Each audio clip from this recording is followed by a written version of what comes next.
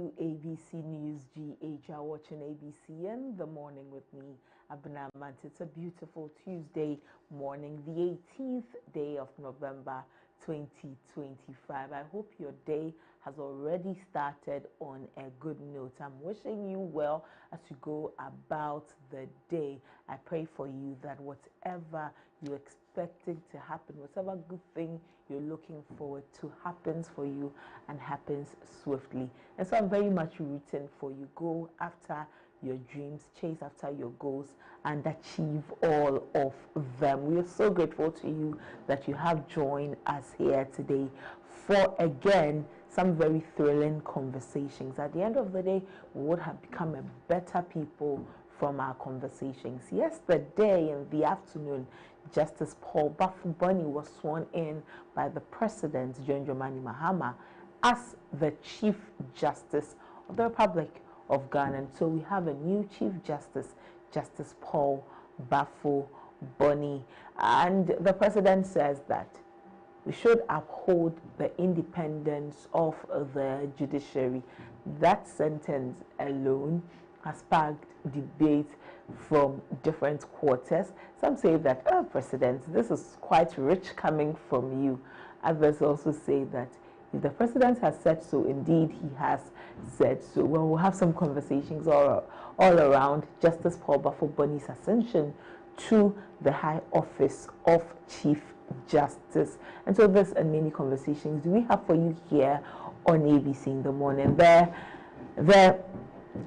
Ghana Armed Forces have also released a statement, and they have determined how they're going to continue the processes for recruitment into the army. And following the very tragic death of the six ladies who went out just to be recruited, hoping that they would be recruits, the Ghana Armed Forces has had to streamline some of their things better.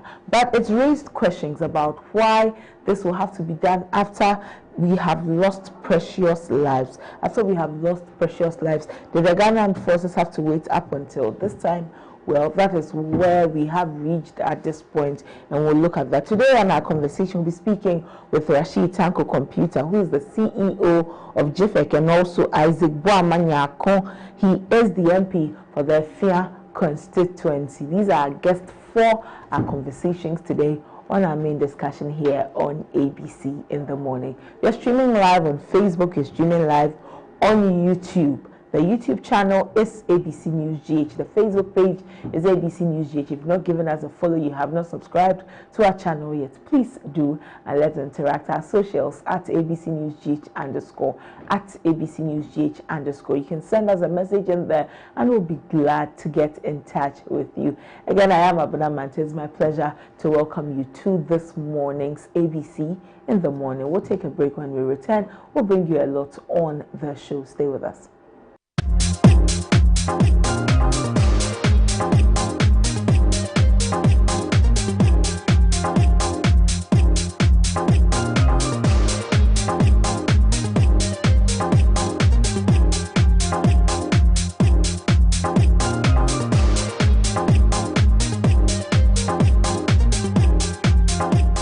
Hey, so mommy, who is going to do my wedding jollof? Oh, Kwame. You know our secret, right? Yeah. Efia. Yes, me. I've got it. Now add your Gino Jollof mix. The perfect blend of tomatoes, pepper, and fine herbs and spices to ensure a consistent taste every time. And there you have it, your original Ghana Jollof.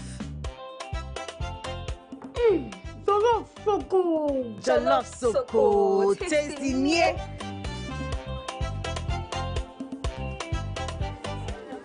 What is going on here? Enjoy Jollof the Ghana way. Gino Jollof is made with a perfect blend of tomatoes, pepper, and fine herbs and spices to ensure a consistent taste every time. This advert is FDA approved.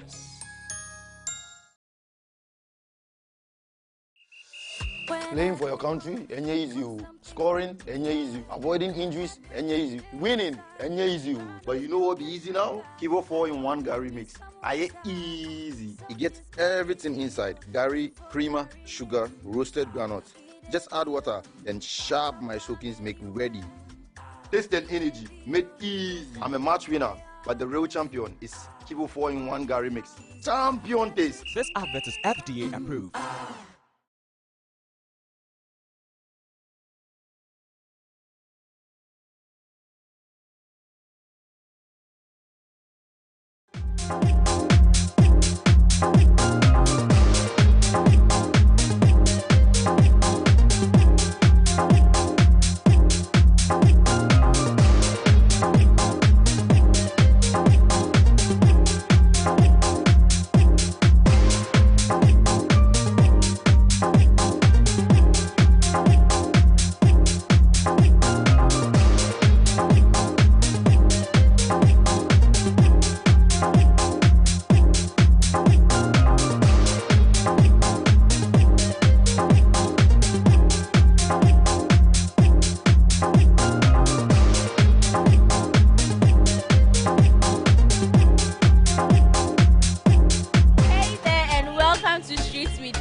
On this episode, we are at Circle going to ask people a few questions about the new products of Gino. Stay tuned and follow me. Pacho, your first say? Okay. Into your first question, one say, we should Gino adverts now. Omo nyumbi, and they know omo can be woho. Omo can they? Gino, my Chris, hi, and I know. 3 sentences, 3 words. Wait me a catch me, Gino, bibi. Wait me a catch me. Oh, nothing you wanna. But I want to mean Gino.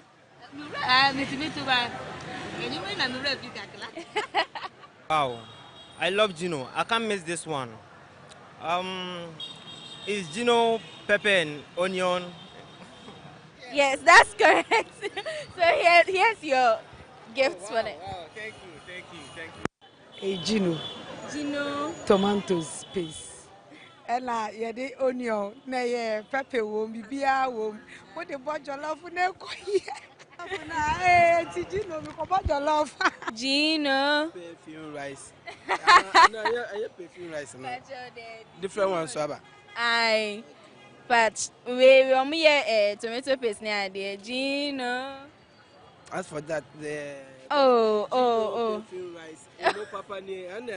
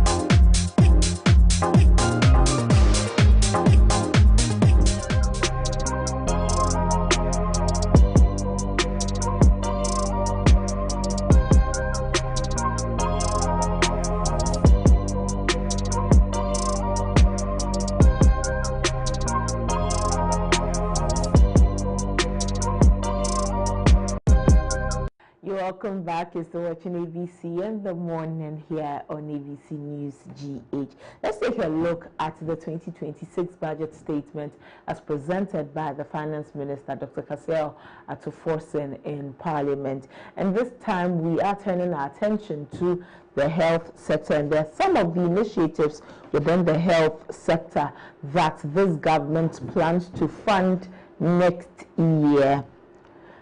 The Finance Minister talks about health being a very important aspect of our lives, and it's obviously very, very important aspect, and says that the Mahama administration is a steadfast one in committing to achieving universal health coverage, ensuring that every Ghanaian, regardless of income or location, has access to quality, affordable, and dignified healthcare. And so these are the three things that we should pay attention to: quality, affordable, and dignified healthcare. I don't know about you, we've seen various videos circulating on social media, not just from Ghana, but in different parts of the world, where someone who needs health attention goes to the hospital and is not given a dignified health care. They are treated anyhow, and you leave the hospital rather stripped of your dignity. But health care should not be like that. You should be treated in a very dignified manner. And that should be even the basic thing that anybody should achieve. And if you've gone to a hospital and then the nurses and the doctors are treating you with the utmost respect, it even adds up to your getting well, the whole psychology of health care. And so I, for one, really much appreciate health practitioners, health professionals, health service providers, healthcare service providers who do it in a very dignified manner. And that is what every single individual should be afforded when they visit the hospital. The healthcare should be affordable. We know how much accessing healthcare could cripple your finances. It's often said that you're just one health emergency away from poverty. You are one health emergency away from depleting your savings. You're one health emergency away from having nothing. And so that is why we always advocate that healthcare must be affordable. How many times have you not seen, have you not witnessed crowdfunding just for healthcare? GoFundMe here, GoFundMe there, Momo Wallet here and there, just so that you could help by giving your own widow's mite to help someone who is in dire need of health care. And so very important is that we have quality, we have affordable and dignified health care. And the finance minister says that the John Dramani Mahama administration is committed to ensuring that, and that will be regardless of your income. It should not be said that, oh, when you are rich, that is when you can receive the best of health care. If you don't have money, you can't go here for health care. I mean, even if I do not have money, at the very base of it, I should receive some very quality, affordable, and dignified health care. In the 2026 budget, the finance minister says that President John Dramani Mahama and his government are committed to opening up. They are committed to opening up our health sector. How are they going to open it up? They are going to expand our health infrastructure and make sure that it is modernized. And so in 2026, we should be expecting an expansion of our health infrastructure, not just the expansion. We should be looking out for modernized health infrastructure, expansion and then modernization. And because this government also wants to bridge the inequality when it comes to access to healthcare all around the country. Some regions have best healthcare, others have good healthcare, others do not have the best of healthcare. They have a subpar one.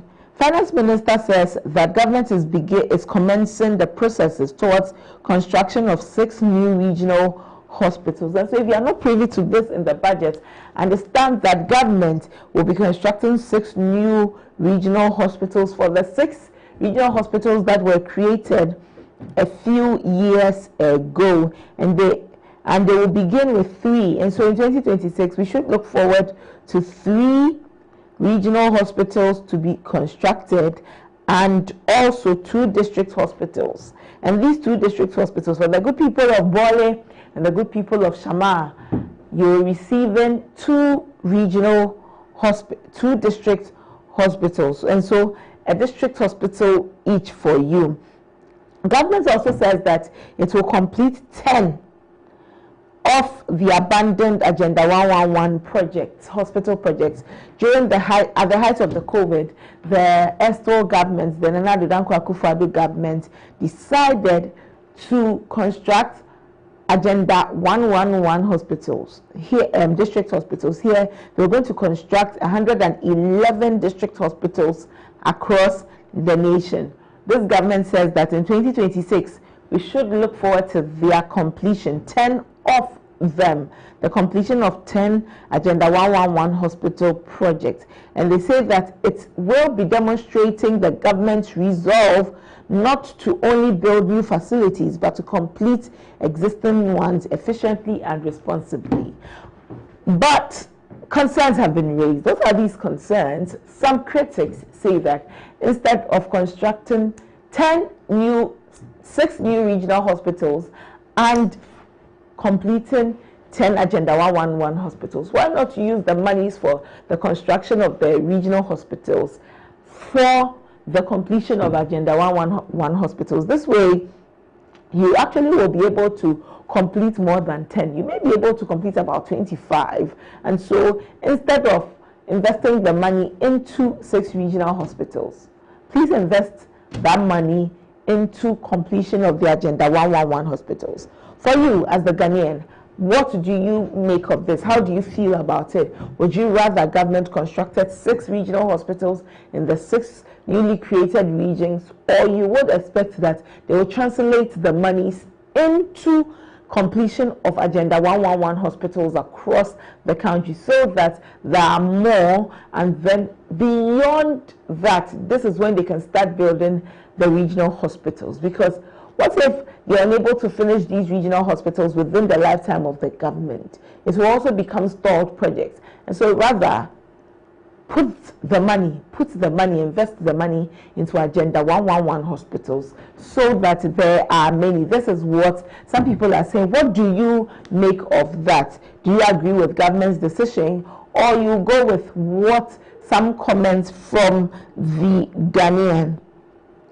The finance minister also spoke about some abandoned hospital projects. Lajana Hospital, which was raised down a few years ago, it has not been built.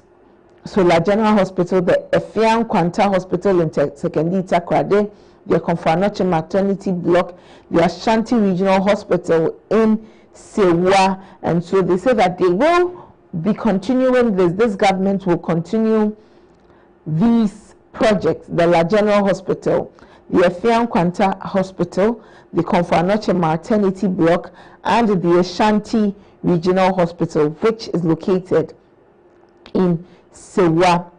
Government says that by completing or continuing these projects, they are symbolizing their commitment to restoring trust and confidence in the public healthcare delivery. You, again, I come to you as a Ghanaian. Do you have trust in the public healthcare delivery? Do you? When you fall ill, do you ask that you are taken to a private healthcare center? If you do, what normally is your reason for that? Is it for proximity's sake, or is it because you believe that the private sector does a better job than the public sector? What do you make of that? Government is also looking to expand access. They will expand access, they will modernize infrastructure and integrate technology. And so they said they are laying the foundation for a healthcare system that is efficient, inclusive, and resilient. I mean, all of us would be excited if our health sector gets to the optimum. Yesterday, when Dr. Dixon Adomakukisi was here with us, he bemoaned the removal of the COVID-19 levy because he felt that government did not need to remove that levy because that levy was playing a big role, a huge role in the delivery of health care in the country. And so government removing it seemed to suggest that it was all for the applause of the public. But it would have been best to let the public, beg your pardon, appreciate your reason for which you wanted to continue to collect the COVID-19 levy. In any case, for the past few months, although it was a campaign promise, government did not outright remove it when they came into power. And so they could have collected it for a little longer before removing it. Well, but this is government's decision. Regardless of the removal, government says that it is committed to a healthcare system that is efficient, is inclusive, and resilient. They also be modernizing our infrastructure, as mentioned earlier, and integrating technology. We look forward to all of that. And so government says that they will be moving away from treatment to prevention. And so, we always say prevention is better than cure. There are some illnesses, there are some diseases that we take to the hospital, we could have prevented them on our own as a people. We could have prevented them and not gotten it to get worse before going to the hospital. There are certain things, there are certain diseases you can't prevent them before. If it requires your washing, like cholera. Cholera is basically when you're eating contaminated food, and we know how cholera can kill. And so to prevent cholera, what do? We keep our surroundings neat. We do not eat contaminated food. You wash your hands before you eat. Make sure your food is warm. Malaria, you can prevent malaria. Stagnant water in cans and ponds, make sure your water is not stagnant. You do not have stagnant water around you. The water is dirty, it is stagnant. The female Anopheles mosquito has laid the eggs. The eggs have hatched and all. Now mosquitoes are biting us, and then we're getting malaria. Nope. Some of these things are preventable. And so from today, any disease, anything that is preventable, please prevent it. Do well to work towards it. Children are given vaccines to shield them from some killer diseases. As a parent, please do not say that I do not believe in vaccines. I'm not going to let my child collect vaccines. You are harming your child. You are harming your child. And so when the public health nurses are going around teaching about polio, prevention, and all, some of these things. And so for our end as a people, prevention is better than cure. I had to chip this in so that we also remind ourselves that the things we can do as a people to prevent some diseases, we will do. And so government says that it is moving from treatment to prevention. Here, it's also moving from inequality to access and from promise to performance. And so hold government to these things: prevention, access, performance. Hold government to these three things. When you mention the John Dramani Mahama government, when it comes to healthcare, they say that it is all about prevention, it is all about access, and it's also a promise to performance. This way, they will ensure that no Ghanaian is left behind in the pursuit of good health and national well-being. It will not be said during their tenure that there was no access to good health care. So that's why I tell you that hold government to these three things. They are moving from treatment to prevention, from inequality to access, from promise to performance. They're not just coming to tell you what they want to do. They will do it for you to see. And so in 2026, we're going to be holding government to these these three bold standards that they say we should hold them to. Government says that it will be upgrading 7 hospitals to provide enhanced maternal and child health services. Indeed, very important. A few days ago, Honorable Koko of Etiwa talked about, she mentioned maternal mortality. She cited the Ghana Statistical Service, and rightly so. We face a threat of maternal mortality. I mean, it shouldn't be said that a pregnant woman has gone to the hospital and she did not return with her baby, or she did not even return herself. It's a big issue that we are faced with. She's pregnant, 9 months. She goes to the hospital, and that is it. She does not return. That is a very, very worrying situation. And so government says that they will be upgrading some hospitals for that regard. They will be upgrading some hospitals for that regard. Every day, women are getting pregnant. Every day, women are giving birth. Every single day. And so that's why a few days ago, Honorable Kokwa Sante, the MP for Tiwa West, made a call to action against maternal mortality. And we should be looking very much at that. So government says that it is upgrading 7 hospitals to provide enhanced maternal and child health services. And so maternal and pediatric services, we're grateful for that. Our mothers, our sisters can go to the hospital and know that they would be receiving the best health care when it comes to their maternal journey. Your baby, your child, also you can take them to the hospital knowing that their lives are very, very important. We salute our health professionals for what they've been doing so far. Even with the littlest of resources, they go above and beyond. We salute them. With what government is saying, we hope it makes their work easier, more comfortable, and even boosts their vim the more to do better within the sector. Now we'll take a look at the Ghana Medical Trust Fund, which is popularly known as the Mahama Cares. Ghana Medical Trust Fund, which is popularly known as Mahama Cares. What is Mahama Cares going to do?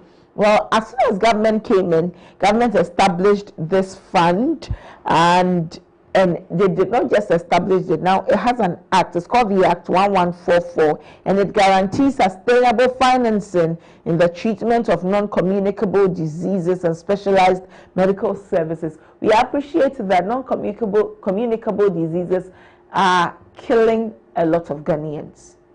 They're silent killers, the things that you cannot pass on by shaking somebody, by hugging somebody, but is lurking in the background, ready to strike when you least expected it. And so Mahama Cares is looking at dealing with issues like it. In 2026, this is going to be the focus of the Ghana Medical Trust Fund, Mahama Cares.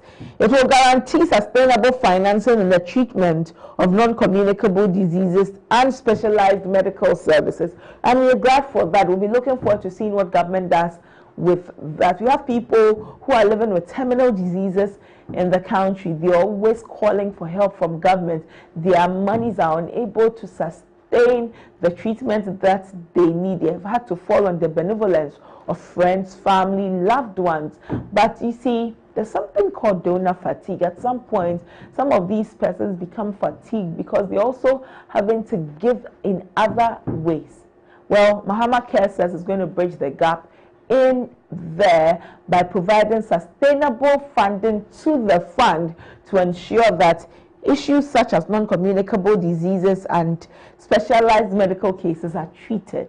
And so this is what in 2026 you and I should be looking forward to seeing from Mahama Cares. Also, we understand and we appreciate that many Ghanaians are battling chronic diseases such as kidney diseases. The last time we spoke with the patients who are undergoing dialysis, the president, and so many times they have to travel long distances just to have dialysis done. They talk about the monies they are spending, and these are not the only people suffering chronic illnesses. So many people within the country are suffering chronic illnesses or diseases such as cancer, hypertension, diabetes, stroke, kidney disease. And what do they have to do? It's either they choose their life or their livelihoods. You need to get yourself treated. Because of that, you're spending all your days, all your time at the hospital.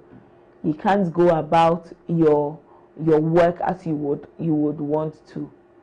But being diagnosed with a chronic disease should not mean that you can't go about your daily activities. With the right health care, with the right support, you should be able to live a very normal life, well. And so the government says that their goal is to build a system that provides care for every Ghanaian, regardless of income or location, and to move decisively towards universal health coverage. Again, I remind you, you're just one illness, one disease away from poverty, from depleting your bank, from depleting your purse. And for how long can you crowdfund to support your health? If the systems are in place, very robust systems are in place, this will not be the end of life. So many times, because people cannot afford to fund their the health care that they are accessing, they let it go, and that becomes the end of their lives. Whereas if there was effective health care, they could have lived a very normal life while receiving health care. And so government says that it is its goal to build a health system that provides care for every Ghanaian, regardless of income or location, and to move decisively towards universal health coverage. We'll hold government to that. Also, this intervention will lay the foundation for a modern, equitable, and resilient health system. And so, regardless of where I live in the country, regardless of where I am in the country, I should not be losing out because I'm in the poorer part of the country, I'm in the richer part of the country. It should be equitable all across the country so that everybody can receive the best of health care.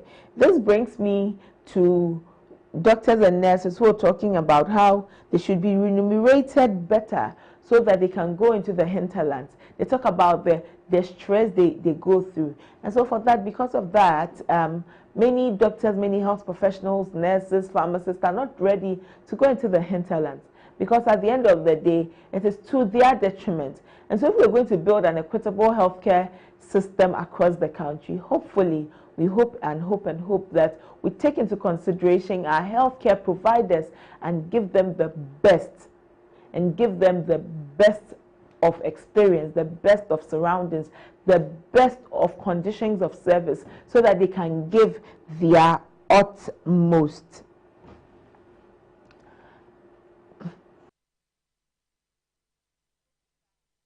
These are many of the things that government talks about doing. These are some of the things that government talks about doing so much. But one thing that has also made the waves, one thing that has been making the waves since the finance minister read this budget was some allocation,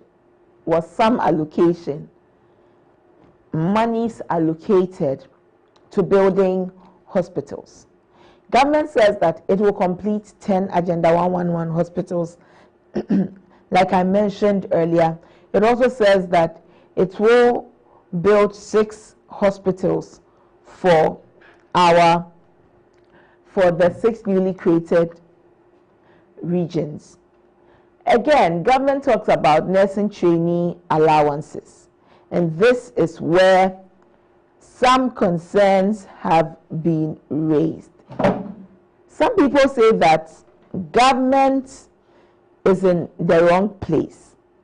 Why are they saying government is in the wrong place?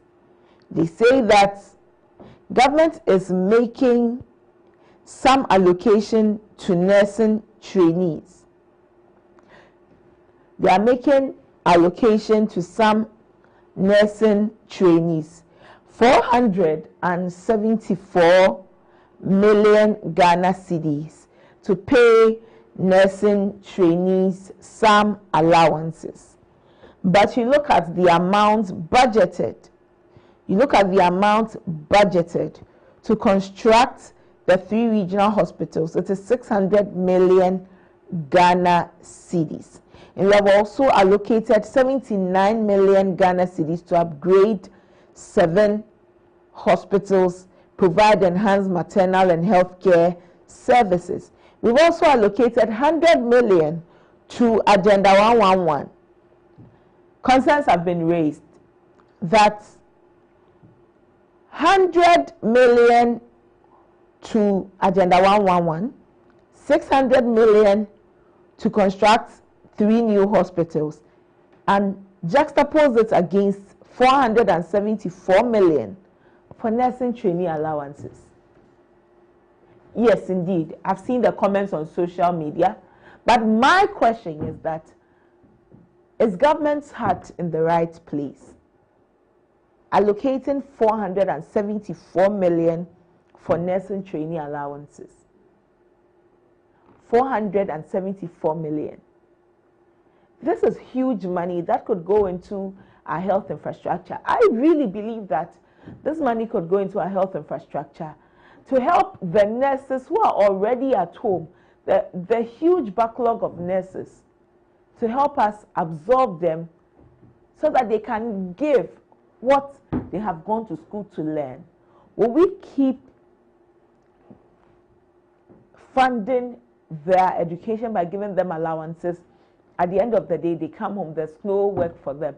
You go to hospitals and they are understaffed. You can see that the nurses are fatigued. The nurses, the doctors are fatigued. And so couldn't we use these monies to onboard more healthcare practitioners, more healthcare providers into our hospitals? I really believe that we could translate this 474 million, which would have been used for allowances, for other things. I really believe so. As soon as we get into the tertiary, there are loan opportunities for us to take and then pay at a later date and not pay with so much interest. Give the person a job. When they have a job, they would pay off their loans. If they have a job, they'll pay off their loans. It would be better than to be at home waiting for jobs 3 years, 4 years, 5 years, no postings yet. Then what really are they left with? What really are they left with?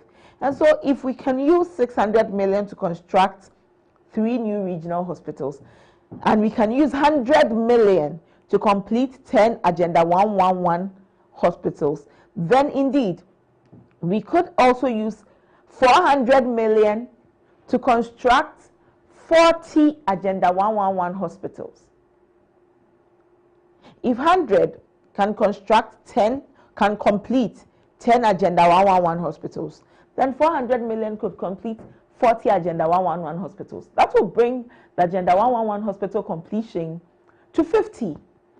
And there will even be a surplus, a bonus of 74 million Ghana cedis, which could be used again to upgrade some hospitals, because we are using 79 million Ghana cedis to upgrade 7 regional hospitals, 7 hospitals, beg your pardon, and provide enhanced maternal and child health services. So that's 74 million Ghana cedi left. We could add it to the 79 million Ghana cedis for the upgrades and upgrade some more hospitals. And so I as a person believe that paying of allowances should be benched for now. Have this money, this huge amount of money, put into our hospital infrastructure to expand healthcare across the country. And then when we expand the healthcare, there's access for more people than there already is. Then we can also enroll more nurses, more doctors, more healthcare providers onto the system to provide healthcare, so that the wait time at hospitals be reduced. The last time I visited a hospital, a district hospital, the wait time was just too long. Got to the hospital at 8 a.m., even before 8 a.m., left the hospital after 6 p.m. That is too much. That is too long. Enter a hospital and listen to patients complaining about the wait time. And it's no fault of the doctors or the nurses. They are overwhelmed. The workload is a lot. They are just overwhelmed. They are crumbling under the pressure.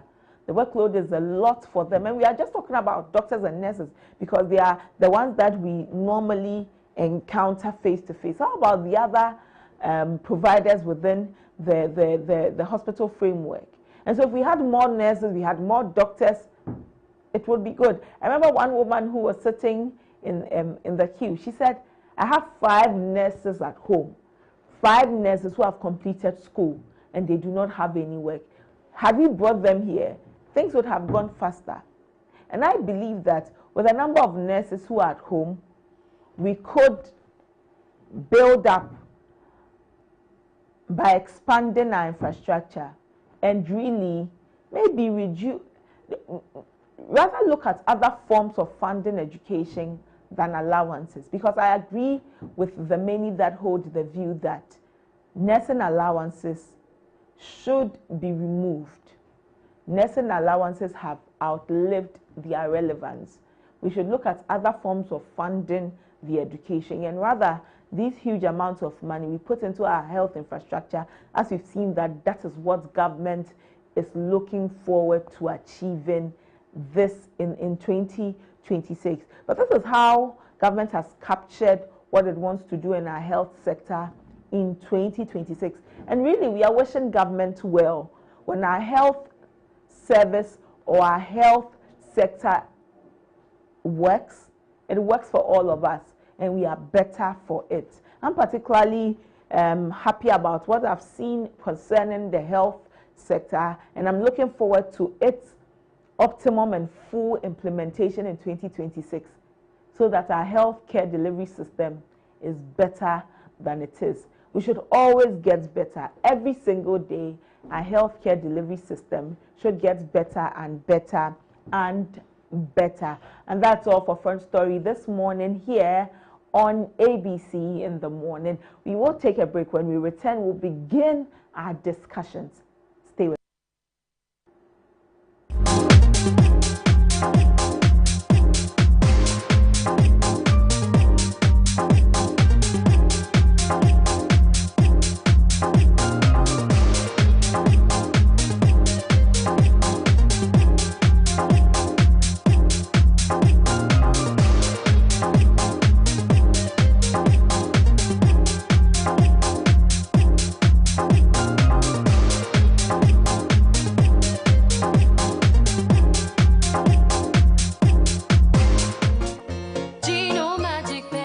Magic pepper and onion, a delicious tomato mix with tomato, pepper and onion. No grinding, no blending. Ya yenini na da da da. So pa mediane no abe. Come on, Gino, do your magic.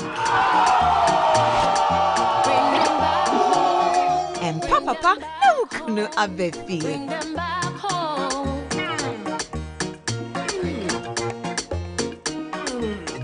Tasty magic.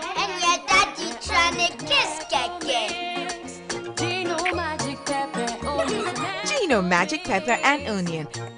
The magic that brings them home. This advert is FDA approved.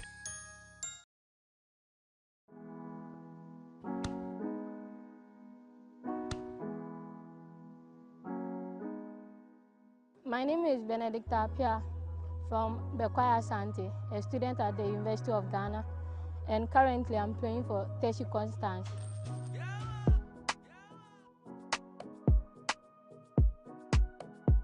Right now, I'm in level 200.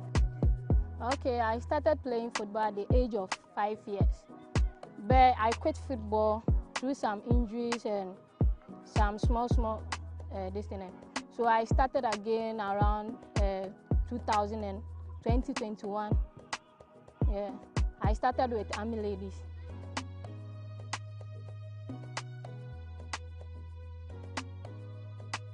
My mom used to encourage me in some ways because she was once a footballer and a volleyball player.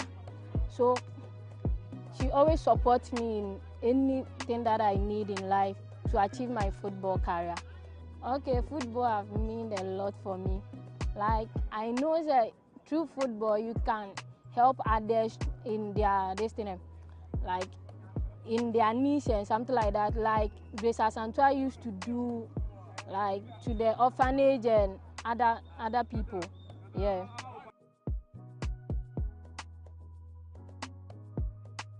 Like this, my finger. I always use this my finger to motivate myself because when I wet this finger, I know say like I have done a lot, so I have to continue.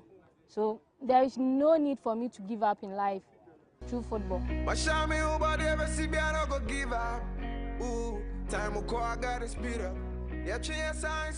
one, I'm a hard-working girl. Two, I like to motivate people through my experience in life. And three, well, I like to cheer up with people. It's what I'm saying. When you give her time, believe me, she'll be one of the professional goalkeepers who gets in Ghana because she can go far. Yeah, I've seen her movements, positioning, how she moves, how she scoops as a lady, and most importantly, the energy. Yes, the energy. But she has to work on her jumping small and then her reflex. I think when she adds this to what she has, with what I've seen other ladies doing, she'll be ahead of them. Yeah, right now, I'm thinking of playing for the Barcelona ladies team and U20 or the Black Queens B, or even when I get a call up at the Black Queens A, I'm okay with it.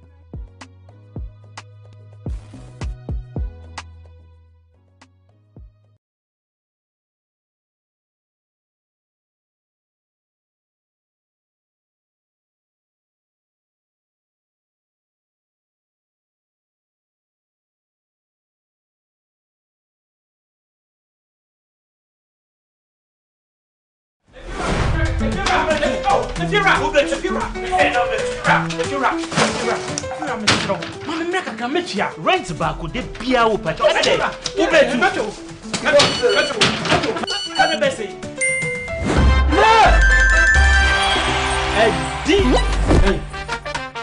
Come on, come see what?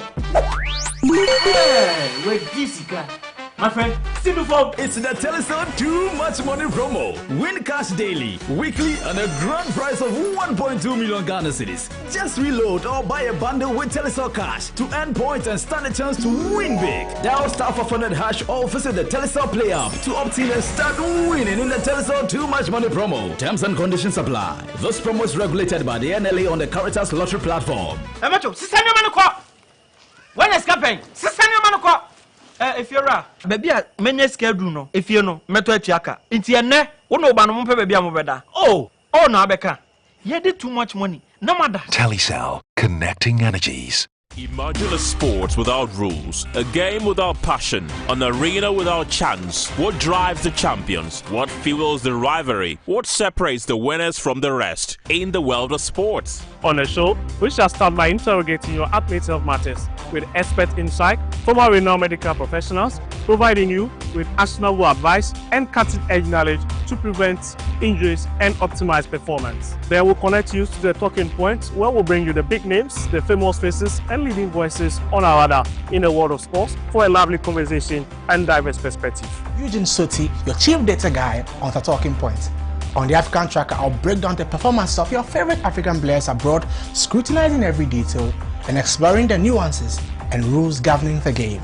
Meet us in your area for Area Take as we plug into sports perspective and hear your thoughts on every play of the game. On Ghana Focus, we shall spotlight our domestic leagues and heroes of other sporting disciplines. I'm James Markel, your go-to expert for everything local. I'll review the fixtures from the locker room to the pitch and from the management to the fans. I've got you covered. Oh la la! Don't miss out on the double excitement. It's a fun pack, pulsating and complete wrap of everything in sports, from boxing to football, tennis, NBA and more. Sports World on ABC with Victor and the team as every Wednesday from 7 to 8 p.m. Sports World on ABC. Sports beyond borders.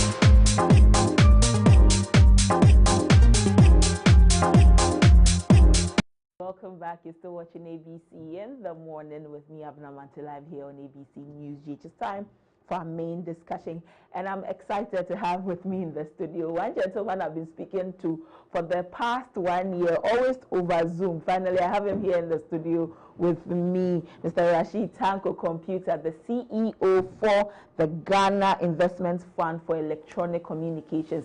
Jifek, you're welcome, sir. Good morning. Good morning. Finally seeing you in the studio. Well, we started speaking when you were Deputy Director for Elections for the NDC. Yes. And then many times you were confident that the work you had done was going to lead you into power. Of course, I mentioned it. Let me say good morning to you and your cherished viewers, especially the good people of Bimbila and Williamson constituencies. That's Nanumba district. I will invite you to the place. It's a very nice place. You'll love it. Yes. And I didn't miss words in telling you that we're going to defeat MPP hands down. I told you we're going to defeat them with a margin that they would not expect. That their government was just on its way out. They thought I was joking. Everybody thought I was making fun, and even the figures I was chaining out, they thought it was not possible that a political party could make such figures, because I was talking on a region of over 54% that we're going to beat them and all that. But it came to pass because we work for it. I mean, it isn't that people thought there was a clamor for change. No, it was meant to be worked for, and we really worked seriously under the watch of His Excellency John Dramani Mahama, the National Chairman, General Mosquito, the General Secretary, Fifi, and my boss, my late boss, Dr. Mani Boama. I mean, we put things together and made sure that we sent this inept, corrupt administration packing completely, so that no noise, we wouldn't allow anybody to use the court system to mess up the country. So our target was just to make sure that we defeat them and defeat them hands down. So it will be so clear that you don't need to even go to any court. That's why we gave them over 57% and they got 38%. So these things are there. I mean, we work for it. Thankfully enough, Ghanaians are enjoying their fruits of labor, what we have done so far for the 11 months we've been in governance. They've seen that they didn't make a mistake at all in putting this government. Since you're talking about fruits of labor, away from being a Deputy Director for Elections for the NDC, you're now the CEO of GIFEC. And you mentioned that you had a lot of things that were, just when you entered into your office as CEO, you spoke about your plans for your office and what you wanted to do. Among them were some rural expansion. How has that been so far? Well, since we came in January, I came in February, and then I realized that we had serious challenge over this rural telephony problem. Most of the communities in the country don't have network, cut off completely in terms of the digital divide and all that. So we took it upon ourselves to make sure that we have strong presence. Especially, we needed to open up corporate space, let people know that there is an agency under the Ministry of Communication that deals with matters of this nature. Network in the rural, the underserved and unserved communities, cyber labs, and then as well as basic ICT training in the districts, as well as girls in ICT training, all these things. So we needed to do that. So first and all, we established a corporate directorate and appointed a seasoned person in the corporate field to handle that. And that has brought us publicly to the general public. Now people got to know that there's an agency known as GIFEC. Even as of yesterday, I went to one of the known ministry in this country, and then they seems not to know that there was an agency like that. Can you imagine? Until we came in to bring it to the general public, so that they'll get to know that there's an agency like that. So that one has been achieved. So now you see that all the media space, GIFEC is now a household name. And then the connectivity matter, we realized that we needed to do something fast. There were some sites which were built. I mean, we use the cell sites in the communities, but were not connected, they were not integrated, and they were meant for campaign. I mean, they did it just for political campaign 2024, hurriedly installed, and then just to fool the people that were coming to do this, and then they didn't do it, they left it. So when we came in, we put in a lot of mechanism, and as I speak now, about 300 of such communities has been connected. Okay. Yes, under our watch, and traffic is passing through, and the people are making calls, they're happy. This is a massive improvement in the telecommunication space in terms of the rural telephony. Okay. We've done some training for girls in Volta region and Upper West region, 1,000 each. We did 1,000 girls training in ICT, basic ICT. These communities that we are talking of, you see that most of the GSS that we have at the rural areas, the urban areas, they teach ICT, but the students have never seen a computer before. On top of laptops, these desktops and laptops. They've never seen some of them. It's just some theoretical training they've been giving them. And we brought it to their doorstep.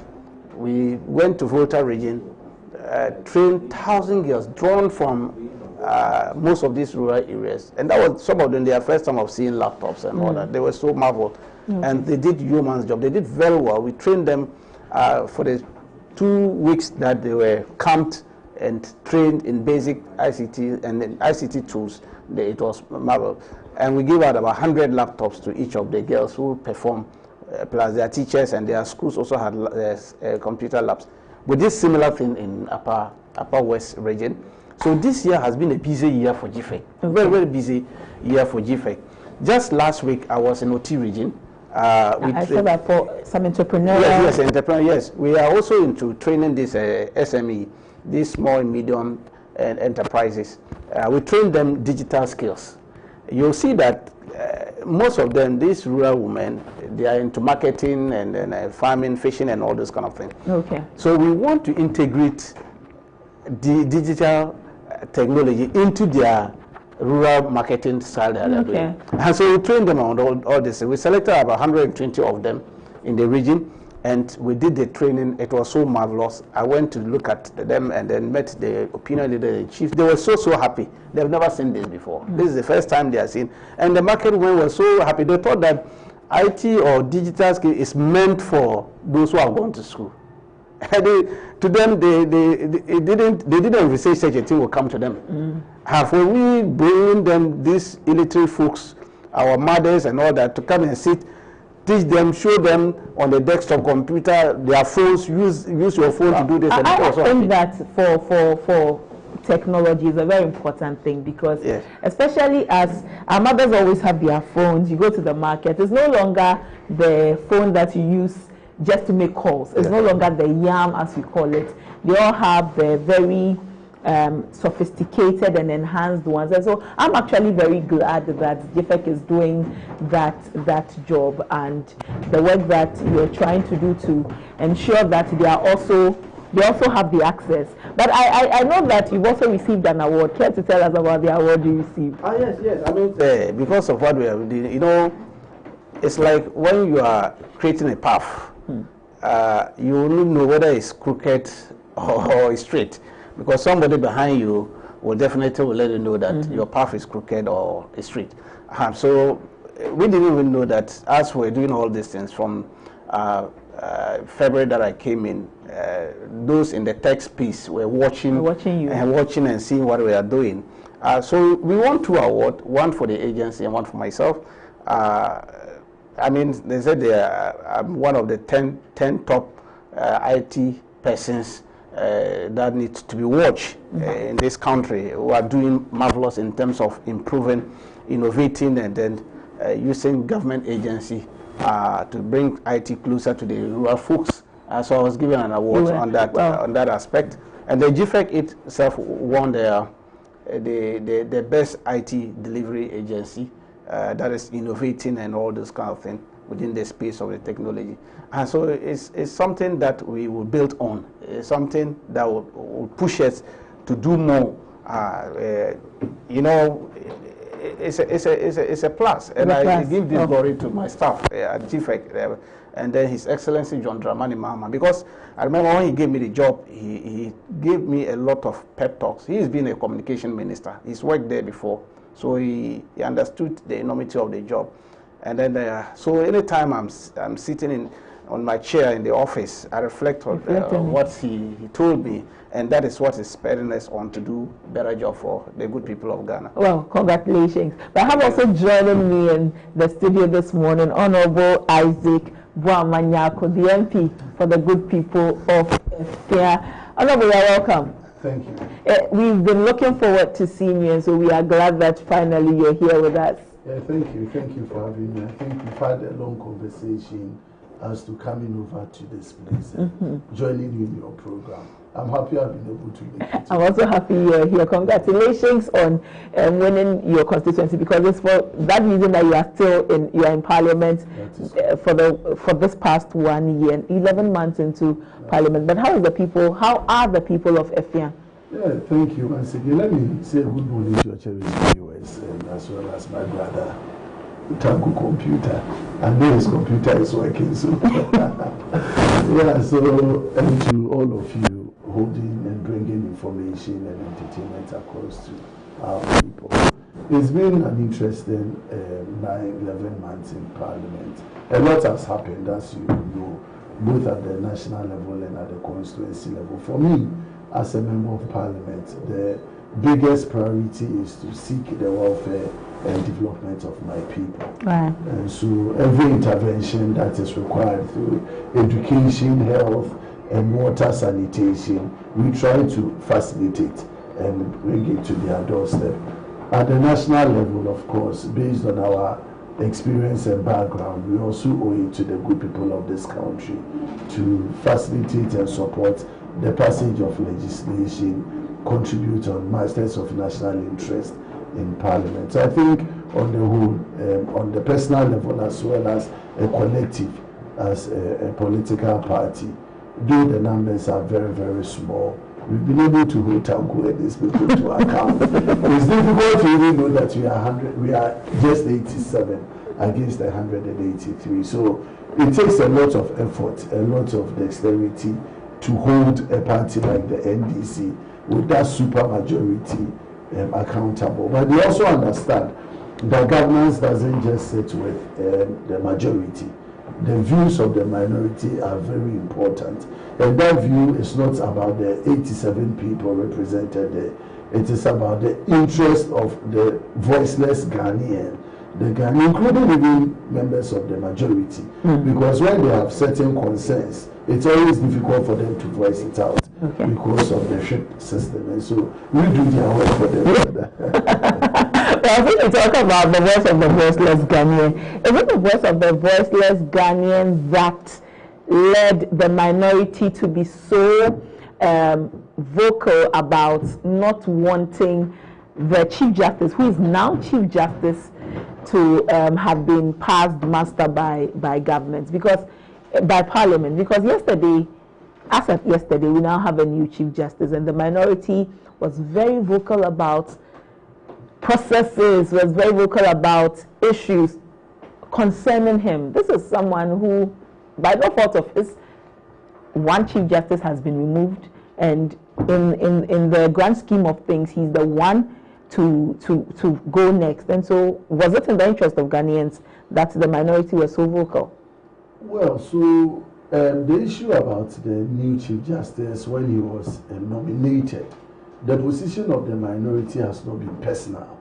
It's been in upholding certain principles that we believe we needed to protect as a country. On the personal level, I had always taken the view that everything that we do, we set it as a precedent against tomorrow. So if we are not careful and we use certain excuses or bases to remove someone in the high office of a Chief Justice, then we are creating the path where tomorrow another incident or another group of people will rise up and say that because of similar occurrences, we should use it to remove the Chief Justice. I believed, and that is the position of the minority, that of course there might have been certain breaches or concerns that had been petitioned. But the gravity of the issue, like you go to court as a lawyer, and then we have categories of offenses. You have misdemeanor, you have felony, and then you have all other kinds of crime. If someone does something that is of misdemeanor, the person can either be fined or the person can be sentenced to some few months imprisonment. There are other offenses that can take you 5 years to 20 years. And when you commit high treason or even murder, you can go in for either death sentence or life imprisonment. And so, if you want to sanction the Chief Justice for breaches, there are several ways the Chief Justice can be cautioned. The Chief Justice can be reprimanded if those issues are not of that grave concern. But when you take issues around traveling with a wife, a husband or a child, and then transfer of people at the judicial service, it doesn't just make sense to me why that can form a basis. And that exactly from the reports that we reviewed formed the basis for the removal of the Chief Justice. The President had performed his constitutional role. But you see, in exercising your constitutional function, we should know that the Constitution has a spirit. The letter of the Constitution against Article 146 is telling the President that you have to do this when the petition comes. It goes through Council of State, you set up a committee, the committee brings a report. If the committee makes a recommendation, the President is bound. So President Mahama is saying, I follow due process, and so you can't fault me. Yes, I can fault you. But in making those determinations, forwarding it to the Council of State, guidance by the Council of State amongst others, if really there isn't more to it than to remove Gertrude Arbe Sabatokonu for reasons that they have already made. Remember, we are holding them accountable because of pronouncements that were made prior to 2024 elections. The NDC with President Mahama had always indicated that they were going to clean up the judiciary. They said they were not comfortable with the judgment of the court. And you know that the judicial head, which is the Chief Justice, is responsible for empaneling of justices amongst others, particularly at the Supreme Court. And so now this is where we are. Everything has come. We came to Parliament, minority did its part, and then the President has sworn in. Right. He's now the Chief Justice. Our position and that of the Speaker is that Gertrude Tokonu can continue to do take her cases to all the various levels of the court. If the court find merit in the matter and they make certain pronouncements or determinations, the President would also be bound by the decisions of the court. I wish Justice Banfi Bode well. I know him very personally. He's a very good friend. And so it becomes very conflicting when you have to take up a stance as if you are against him. It is not against, so it's not against him at all. Okay. And I would love, and I'm happy for him, that at least over all the years that he has served, remember he has been at the Supreme Court since 2008, and he's been there. He bided his time, and destiny has brought him this far. So I congratulate him. He said he's going to uphold the Constitution. He's going to make sure that the rule of law works. These are all words that we are going to follow through with him and make sure that justice is not denied the good people of Ghana.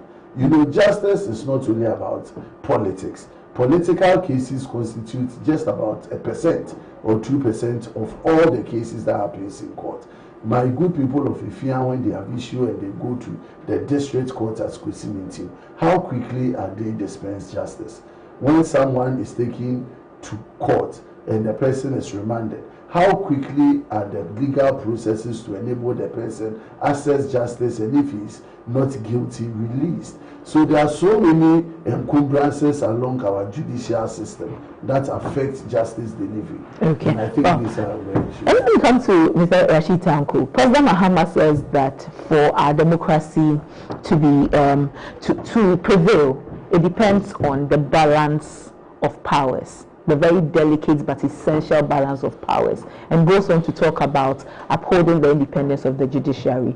With how things went from the reception or the receiving of petition up until the removal of Justice Isabasa Kitokoni to now a new Chief Justice, do you see it as having really balanced our powers?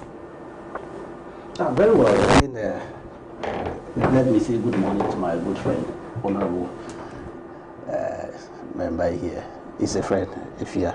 Yes. He managed to slip through as that constituency. We'll be coming after it 2028, so we'll come for that seat. What will you do?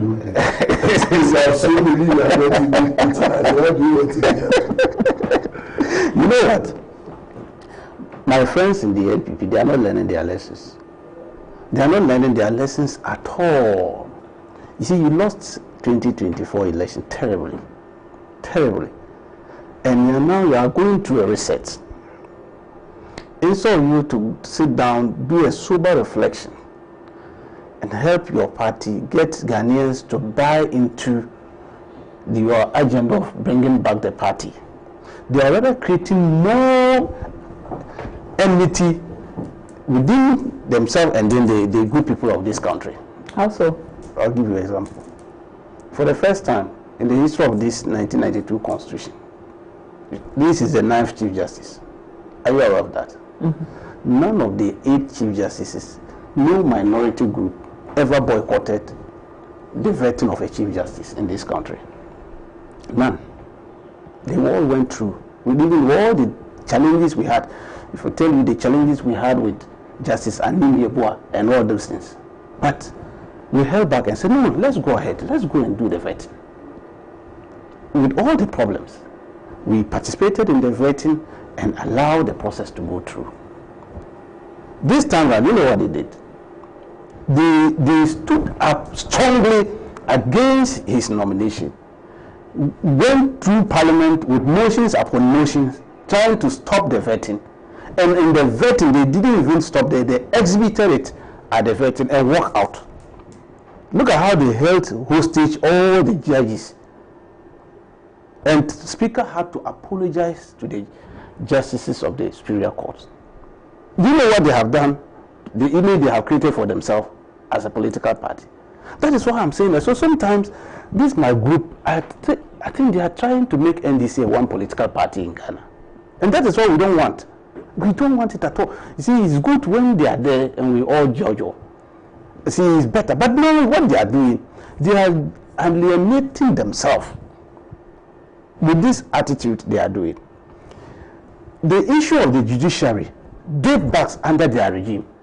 Serious problems the judiciary had, to the extent a national security minister publicly admonished the judiciary that they should move away from their one-way delivery of justice. You heard it. I mean, that's one opinion from one. No. This was a minister of national security. You are not talking to a new person. This is somebody who was in charge of our security. National security minister. Where he sat and what he was seeing, it was threatening our democracy. But because you know Ghanaians, we are Farmer Nyami type. You know the meaning of Farmer Nyami. I am Farmer Nyami. Say where they are. God, so time will tell. That's how it is. But if we're going to be the Mano River states where they were seeing this kind of funny kind of rulings and all this, it would have led to another thing in this country. The national security minister admonished them and said, look, please, although you are doing this in favor of us, a government, but we are not comfortable in government. So there were a lot of problems that there are. Even some of the rulings that they sat there, bro. Look at this birth set matter. This birth setting. So was also interesting. So is that the reason? No, I'm saying that clearly. So it was like there was a problem downturn in the judiciary. Ghanaians were beginning to ask questions in their mind. They needed to assert their independence, their authority. Okay, they needed to assert that. And that is the problem they brought upon themselves. And you listening to the president yesterday, the president was magnanimous in advising, because the judiciary is an arm, very, very important arm when it comes to the sustenance of our democracy. and the life of the democracy. He told them. And he told the Chief Justice, your action and inaction will make sure that Ghanaians will bring back that trust that they have in the judiciary. The Ghanaians will believe that, look, I don't need to pay in order to get justice. But were they paying to get justice? Well, Ghanaians well, the question is there any record? Is there any evidence? The president didn't say Ghanaians were paying. He just said, make sure that the court should not be a place and a venue for people to think that the high bidder will get justice. That's what that is a certain level for which the president should make a remark such as that. He's admonishing and telling them. The president didn't say that some people were paying to get justice and other things. He never said so. So nobody can hold him for anything. It's just an advice he's giving them, and we all know. But we all know what happened. To some, but some people did certain things in this country, and we all saw what happened. And they used the judiciaries against the opposition, and it was very bad. We saw it in this country. Look, we filed a writ at the Supreme Court trying to prevent the Electoral Commission from going ahead with some registration exercise. Because if you look at the enabling clause that allow this regulation that allows them to do the registration, said it should have this accessibility to registration center. Then you go and put a registration center at your district office, which somebody has to travel about 100 kilometers to that place. Is it accessible to that person?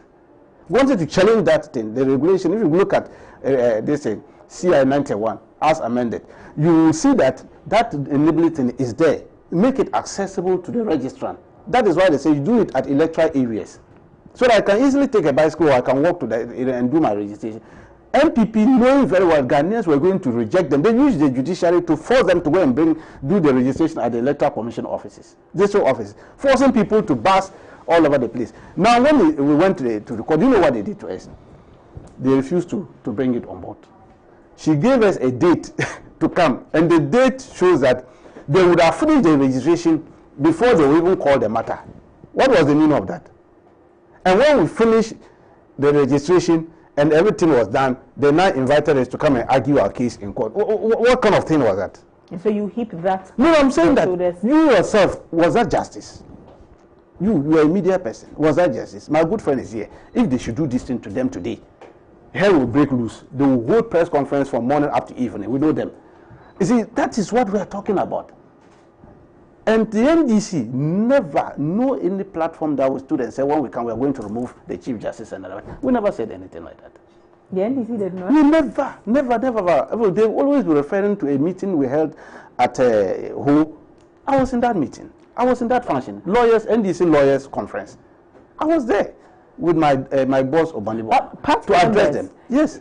Leading members of your party members were calling for reforms in the judiciary.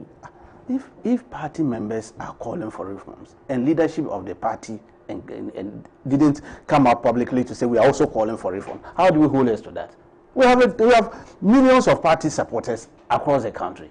And people these days, you have media plurality. People can sit on TV or radio and say things and don't hold us responsible for that. We are the leaders of the party. If I say anything and I say it on behalf of the party, you can hold me for that. If the national chairman comes to say something, that's leadership. General Secretary, the president himself. But you don't hold party supporters or activists who say things and say that. The NDC leadership never on any platform said we're coming to clean the judiciary and we're coming to reform the judiciary or we're going to remove the Chief Justice. No, at that meeting, the president was rather telling the NDC lawyers they should make sure that they also take up positions at the bench. Because they are qualified, they are even more qualified than some people at the bench there. But because they are always interested in private practice, they don't want to go to the bench, they are always at the bar. And then you see all manner of ruling over there. But if you bring your expertise to bear at the bench, it will help the democracy of this country. This was a very timely call. And then you come and say that the NDC said, when we come to power, we're going to remove so and so and remove so. We never said so.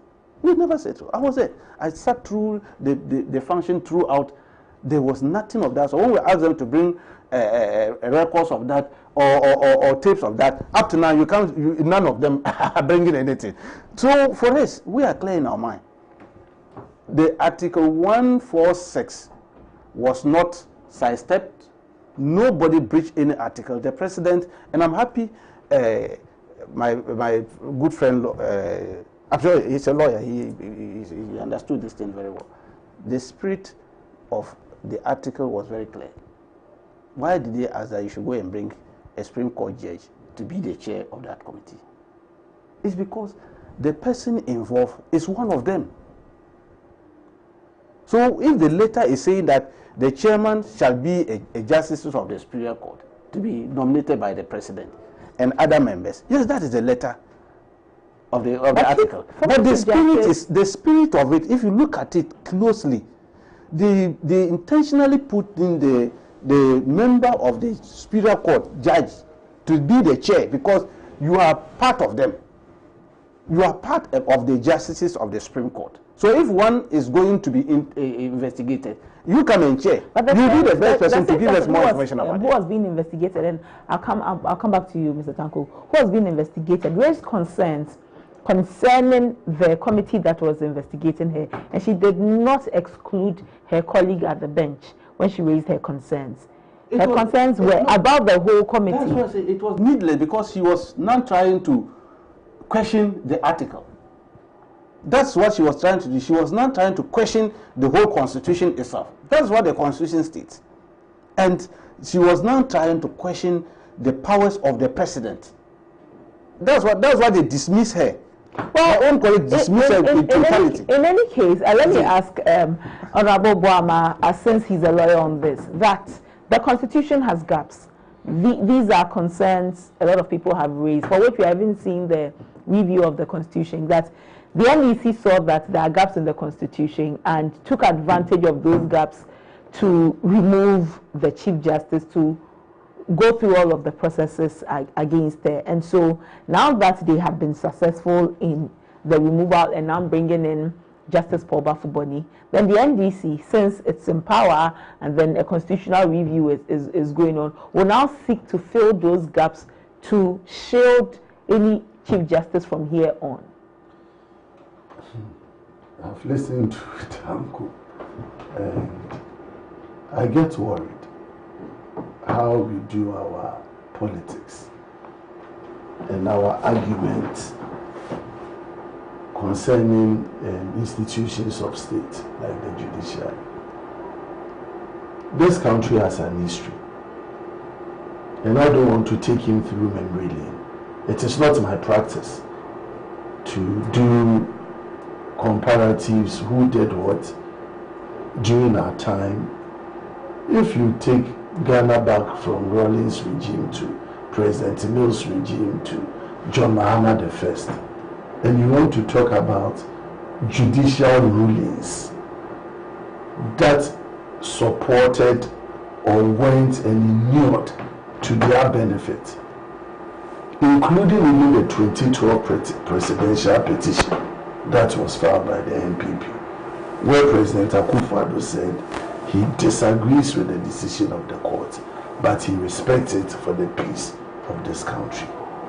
If we go memory, he wouldn't even be here making the comments that he's made. But I see, we need to grow this country. This country belongs to all of us. That's why I started by saying that today, you are saying that it is Gertrude Tokon. Tomorrow, it will be somebody else.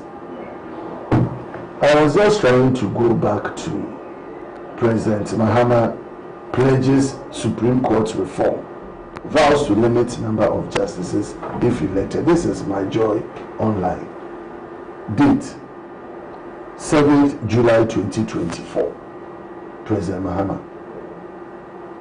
The NDC flag bearer, John Mahama, has pledged to revive the constitutional review process to set a cap on the number of Supreme Court justices if he is elected president again. The 1992 Constitution currently specifies a minimum of 9 justices to the Supreme Court bench and Chief Justice, but it does not set an upper limit. We will resurrect constitutional process when I become president, and when we do that, we will put it to Ghanaian people whether we should retain the 15, whether we should reduce it, whether we should increase it. This is President Mahama. We will put it before the Ghanaian people whether we should retain the current 15, whether we should reduce it, or whether we should increase it. Did you consult Ghanaians before increasing it to 19 today? Did you consult Ghanaians before increasing it to 19 today? So you see, there's so much inconsistency in the things we do. If I take you back, the really comment, the things he's talking about when these people did, I will refer you to presidential candidate statements, audios and videos, and then web reports. But whether we like it or not, the power don't change. So language don't change. But let's be candid to the facts. If there's a need, because see, when it comes to the judiciary, you and I don't sit there. Ghana's court system is entirely different from American system, is different from other jurisdictions. The Ghanaian Supreme Court has so many jurisdictions. They have original jurisdiction, they have appellate jurisdiction, they have review jurisdiction, and so they sit as if the court is like a high court. Anything at all goes there. We don't even limit cases that goes to the Supreme Court. Somebody can litigate from circuit court all the way to Supreme Court because he doesn't understand. In other jurisdictions, if it is not constitutional interpretation, it will terminate at Court of Appeal. You see, so when justices were making claims, oh, they are tired, by the time they get there, they are all old men. Supreme Court retires at 70. Some of them get there at 62, 65. And so even the strength to do this robust judicial work is difficult. Now, fast forward, President Mahama has, you now have over 19 justices at the Supreme Court. Where are we capping it at?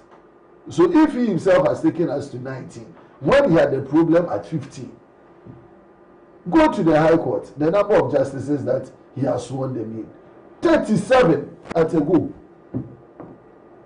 I don't have a problem. I always say that they are all Ghanaians. If NDC appoints somebody to the bench, it doesn't mean the person an NDC person. If President Mahama appoints people to the Supreme Court, it doesn't make them, it will be even disingenuous on their part to behave as if the NDC people. Because even me, an MPP man, if you take me to the court tomorrow, I will use my conscience and my law to rule. And that's what you think Justice Gertrude Sabato-Kono was doing as the head? Nobody has challenged her decision in ruling. Go to the court judicial system, all the things that these people have talked about. They have never challenged her reasoning in rulings. The challenges have been administrative decisions. Let's file it here, let's make it tomorrow, instead of giving 3-day notice, and so on and so forth. And that one, that is an administrative function. If that is how she thought would properly lead to justice delivery, and you disagree, you are entitled to your disagreement. Today we have concerns why they were talking about 5050 since, or 7070 at the Supreme Court. Since they came, what has been the judgment from the courts? Have they complained? When Tokolu was going to the court and she was being ruled out and they are giving 5070, has he complained? What has changed? So when it was against you, you had a problem. Now it is for you, you don't talk. But why should it be a problem if someone rules 70 or 71 or 52 or all of those? It is about the reasoning. If the reasoning doesn't make sense and it is political reasoning, let us criticize the decision of the court. And all of us are entitled to criticize the decisions of the court. We may disagree, and that is where I want us to lift our discourse to as a people. Devoid of all the politics. Yes, in the judiciary, there are political interests. Why? That's why I said they taking Gertrude Tokonu and bringing a new chief justice. It's a political decision. Why do you say it's a political decision? It's a political decision because they have seen from Gertrude Tokonu's conduct prior to 2024 when they came into power that it will be difficult because the Chief Justice exercises an independent function. So you can't go and dictate to the Chief Justice, I want this judge. But are you saying that for Justice Paul Bafuboni, they can't dictate to him? So I'm saying that per their conduct, they couldn't trust that they can rely on the Chief Justice to do certain things for them. And I'm saying that in as much as we have an independent judiciary, there are still political machinations. That one, nobody is going to deny that. It is not good, but it happens. The reason they were complaining about NPP filing of cases and it being adjourned and all of those things, like he talked about the EC. Why? What has NPP got to do with EC's decision to hold voter registration at the state level? Well, at that period, during that period, I remember that in many of the conversations, the NDC raised concerns about the EC acting in the interest of the NPP. So much so that at IPAC, the NDC were not happy. And Mr. Tanko is here. He would. No. How would that be? We have all been in power and in opposition. When you are in power, every decision of the EC, you agree. Go back to them when they were in power. We were taking EC on for all the decisions EC were taking that we thought were not correct. Did they complain? Well, so at this point, I think that the political class, you are also stressing your populace, because now every time you are in power and out of power. No, what we are doing is that when you are out of power, you always want to create the sentiment as if every decision by the Electoral Commission is going to be used to your disadvantage. And how does that inure to the benefits of the regular Ghanaian? But when they say those things, they are energizing their base. That it is not right. That is what we need to change. I am not here clamoring for that conduct and attitude. That is why I said, let's face fact. Why? I have been in politics, but I have not been in top mainstream politics till now. So you can't go and take my views of yesterday that contradict my views today. You can only get my views as contradictory when, for example, I come to power and I'm speaking against the principles I hold today. And I'm saying that I hold my own principles in this political discourse. If this is what it is, why? Even in committee meetings in parliament, go and check. You can give me your views, but you can't ship me when I'm against my principles. Okay. Well, Mr. This is what we need to do. Mr. Tanko should learn to speak fact, to speak to truth. If I didn't hear kakra, one can say, "Oh, wait there, that this whole say MPP bashing and NDC, come on, Tanko." Well, Mr. Tanko, now Justice Bafuboni is the Chief Justice. The whole sentiment, the whole perception out there is that this is an NDC Chief Justice. And so yesterday when the president said that he's committed to upholding the independence of the judiciary, some people found it laughable. President Mahama, you are so, this is rich coming from you. So it's a question I want to ask Dr. Sanka. So that you can correct it. Even suggest that he's an NDC. No, let me come to the question. Because I would never even say that. As you have said earlier, so now that there's a certain perception there, how is government going to ensure that it removes the perception, that cloud? Because on social media, if you go on social media, it's very interesting. They're calling Justice Tokonu as Osono Mame. On the other hand, Chinye Papa. This is where we have gotten to when it comes to our judiciary and justice delivery. How is the government going to detach itself so that people do not begin to entrench that perception? Well, you see, maybe they are not watching the political landscape and then the appointment to the Superior Court. Okay. Justice Bafuboni was appointed by President Kufuor. He wasn't appointed under the NDC regime to the Supreme Court. Counsel is here, he will tell you. He was appointed by President Kufuor. And so if we have to go by that, and then you can easily say it's from these people. So you see, that's what I'm saying. People are not watching it closely. He was appointed, but because of his ruling against them in the 2012-2013 election petition that they brought in, they sidestepped him and decided to bring his juniors to overtake him and became Chief Justices and all that. That's what they did. So the man was just put in there. For a very long time, they've not even empaneled him to sit on any case. That's what they did.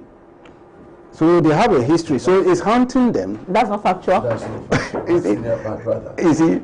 Counsel. He's go back to judicial rulings. Justice Bafu Boni has always been empaneled. So if you want to talk about political empanelment, that is different from empaneling. So now you are talking. They said yes for a long time not been empaneled. If you go and that put, is not if you go and if empanel, every day he's sitting as a Supreme Judge, you can't say so. if you go and put somebody to go and be sitting on some land cases or some somebody has annexed your plot and all this thing, and then when you come to serious matter, government, has this one. Then you come to landmark cases of trying to constitutional matter, issues that has to do with the constitution and then the sanctity of the judiciary. They will even bring you closer to that place. So these are the issues we are talking about. Now, you see, this is a place of Honorable Baba. Honorable Baba made a reference to a statement made by His Excellency John Dramani Mahama, then candidate our candidate for 2024, right, when he said he was going to bring some reforms in terms of the capping of the judiciary. There was a caveat there. He said he was going to bring what? The constitutional review to deal with that matter. Haven't we brought back the constitutional review? But they have not presented their report yet. Yes. So that is why I'm saying that Honorable Boma should have continued making justice to it with the statement. Okay. It is the Constitutional Review Committee, their report, that will be brought to the people of this country in a referendum. Because some of the articles are entrenched clauses. Others are not. Those which are not entrenched, Parliament, they can deal with it. But the entrenched ones, we have to face the people in referendum. But for now, since that report is not out yet and no action has been taken after the report, you have to go do with what is there. So couldn't the president... So I'm saying that. So you could add 7 at a go. Oh, bring it to 9. Oh, but what we are saying is that you got the numbers, you came in and saw that window and just push all your people in there. Unfortunately, most of them have gone on retirement. So you created a vacancy. So you need to be filled. So couldn't the president have also waited for the Constitutional Review Committee's report before governance is continuity. Governance is continuity. You continue. You don't put it and say because the Constitutional Review team has not come in, so you cannot continue. Governor, you have to wait until. No, you don't do that. It's continuity, and we are continuing the process. Let me tell you, this current administration have no intention whatsoever to interfere in the judiciary and their work. Okay. We have no interest in that. Let me give you an example. Just recently, their regional chairman, Ashanti region, Chairman Wontumi, got a ruling at the Supreme Court. You remember his contempt case against this? He got a ruling. Do you think under their regime, an NDC regional chairman or NDC person, they nearly locked up, they even got out our MP from Parliament? As enough. They made sure that they use every subtle means to remove our MP from Parliament, using the judiciary. We are in power. If I have to take what my brother is saying, that means that Chairman Wontumi wouldn't have gotten ruling over there, favorable ruling. But they are independent. The judiciary, as we speak now, they are 100% independent. They are doing their work.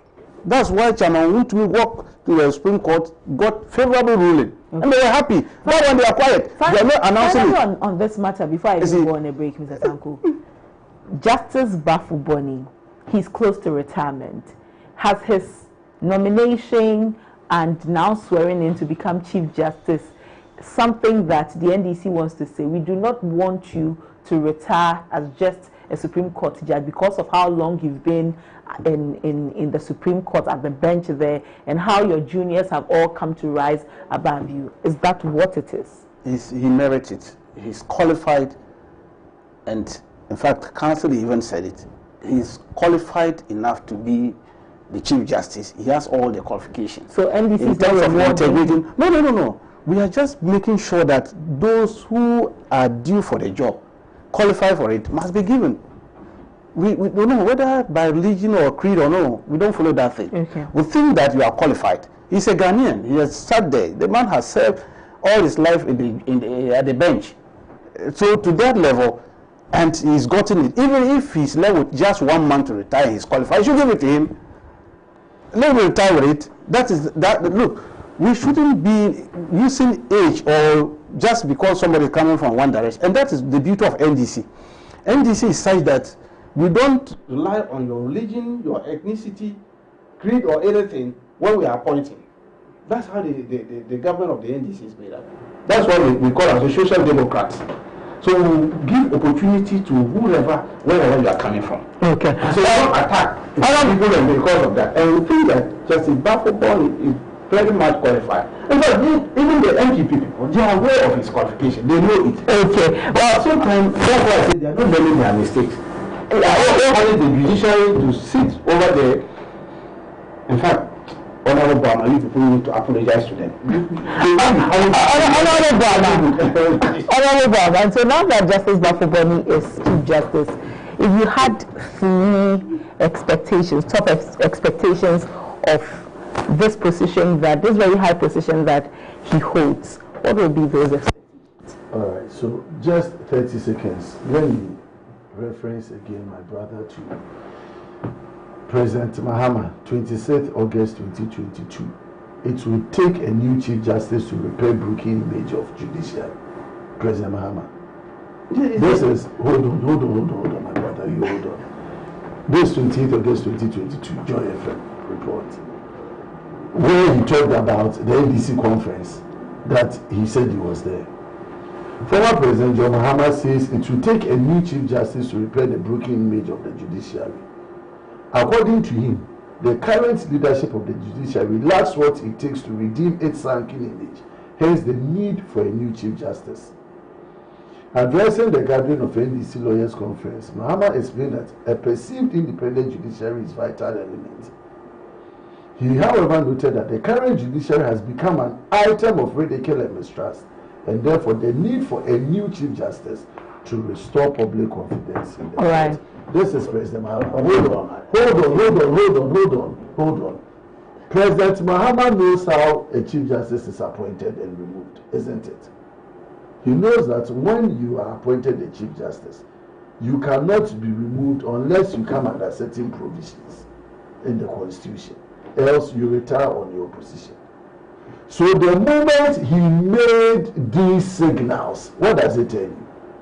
It tells you that he says, I cannot trust the judiciary unless I change them. So there's already a preconceived mind to change the judiciary head. Okay, now the judicial head has been removed. What are your 3 expectations? Time will always, yes. I'm saying, you see this thing, you know, it will not be authenticated because we were there. And I'm saying they should be the tape. We are the tape. We challenge their first report. Oh no, this is my first one. The other time we challenge it. And that's give us the voice note of it. As you bring the voice note. Because we were there. The man never said, a new Chief Justice. He only said that they need to redeem their image. It was referring to the Minister of National Security. What National Security Minister told them? Another security minister said that we will need a new Chief Justice. The National Security Minister talked about the image of the judiciary. He talked about it. And the president was just reinforcing the image that they need to do something about it. Clearly, there was no way the president said they need to bring a new Chief Justice. No. That's what I'm saying. The president never said so.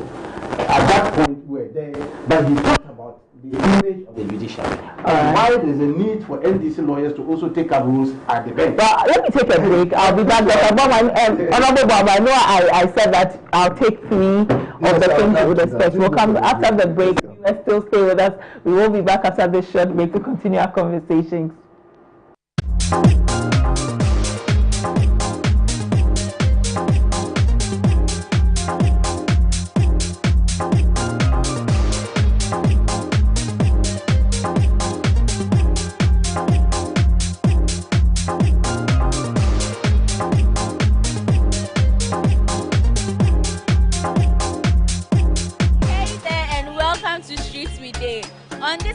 episode, we are at Circle going to ask people a few questions about the new products of Gino.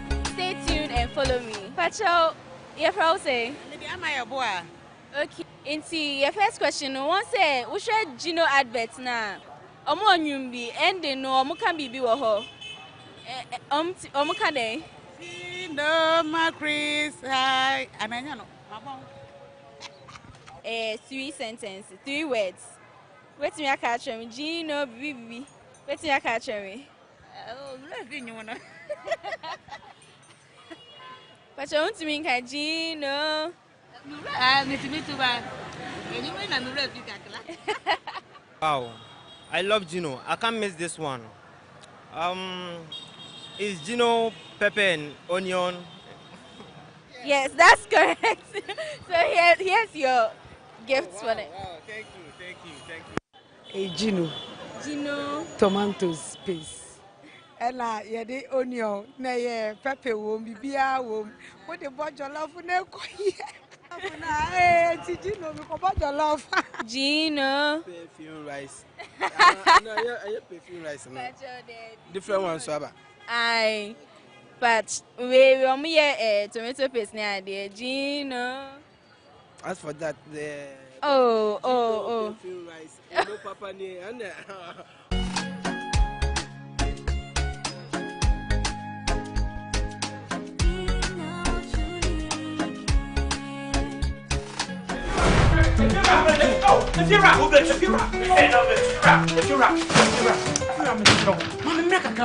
rent back with the beer open.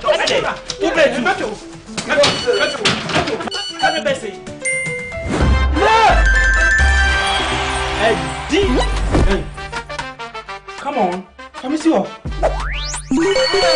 Where this guy? My friend, it's the Telestar Too Much Money promo. Win cash daily, weekly, and a grand prize of 1.2 million Ghana cedis. Just reload or buy a bundle with Telestar Cash to earn points and stand a chance to win big. Dial *500# or visit the Telestar Play app to opt in and start winning in the Telestar Too Much Money promo. Terms and conditions apply. This promo is regulated by the NLA on the Caritas Lottery platform. When is campaign?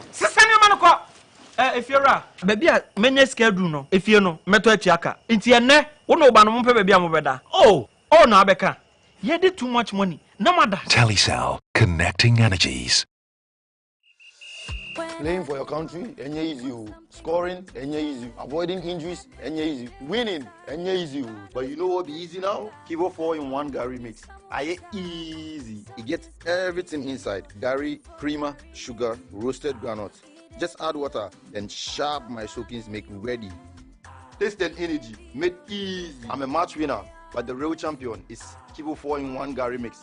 Champion taste. This advert is FDA approved.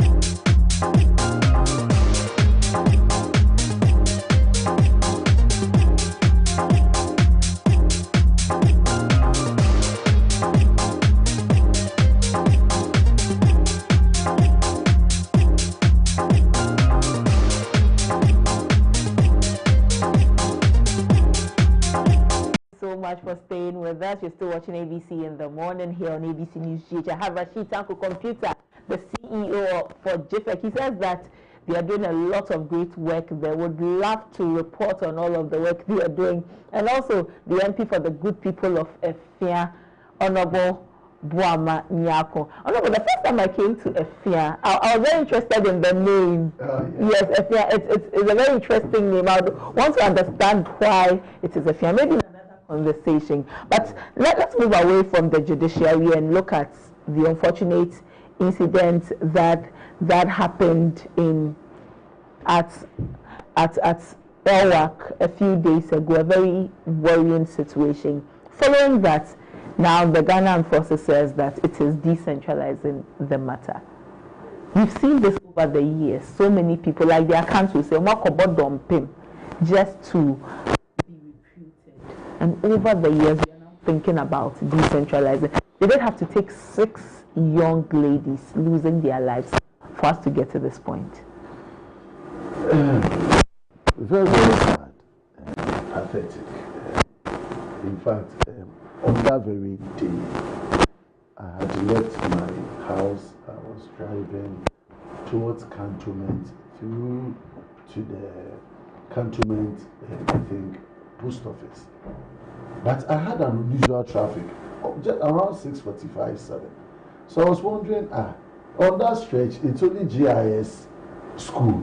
And you get GIS cars parking around 7:30, 7:45.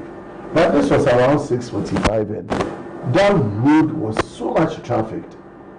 But I was expecting that, maybe there's a car trying to turn, but the traffic kept on building as I was driving across. Then, just after GIS 10, the road where GIS is, I saw people in black pants and white tops holding brown envelopes on the roadside. And it stretched all the way till I go to the traffic light. I was like, what's happening? Because I've not gotten notice that they are coming to do screening or what have you. So as I was heading towards my program or meeting, I was like, why would people be standing in that stretch all the way turned towards Elwak? To do what? Then later in the day, we got this unfortunate story that there's been a stampede and 6 people have lost their lives. Even those that have been seriously injured or those in ICU, we've not even gotten an update. But so long as nobody has died again, we thank God for it. Why did we get to where we were? Who was responsible for the planning and organization of that event? The person or people sent messages for people to come and converge. So they knew exactly the number of people they were bringing onto the Elwak. What is the capacity of Elwak Stadium? 7,000 at best. But even when you are bringing people in for screening, how many people can you put on that Elwak Stadium? And then you invite over 20,000 human beings to come and do what in 24 hours? How are you going to screen 20,000 people in a day?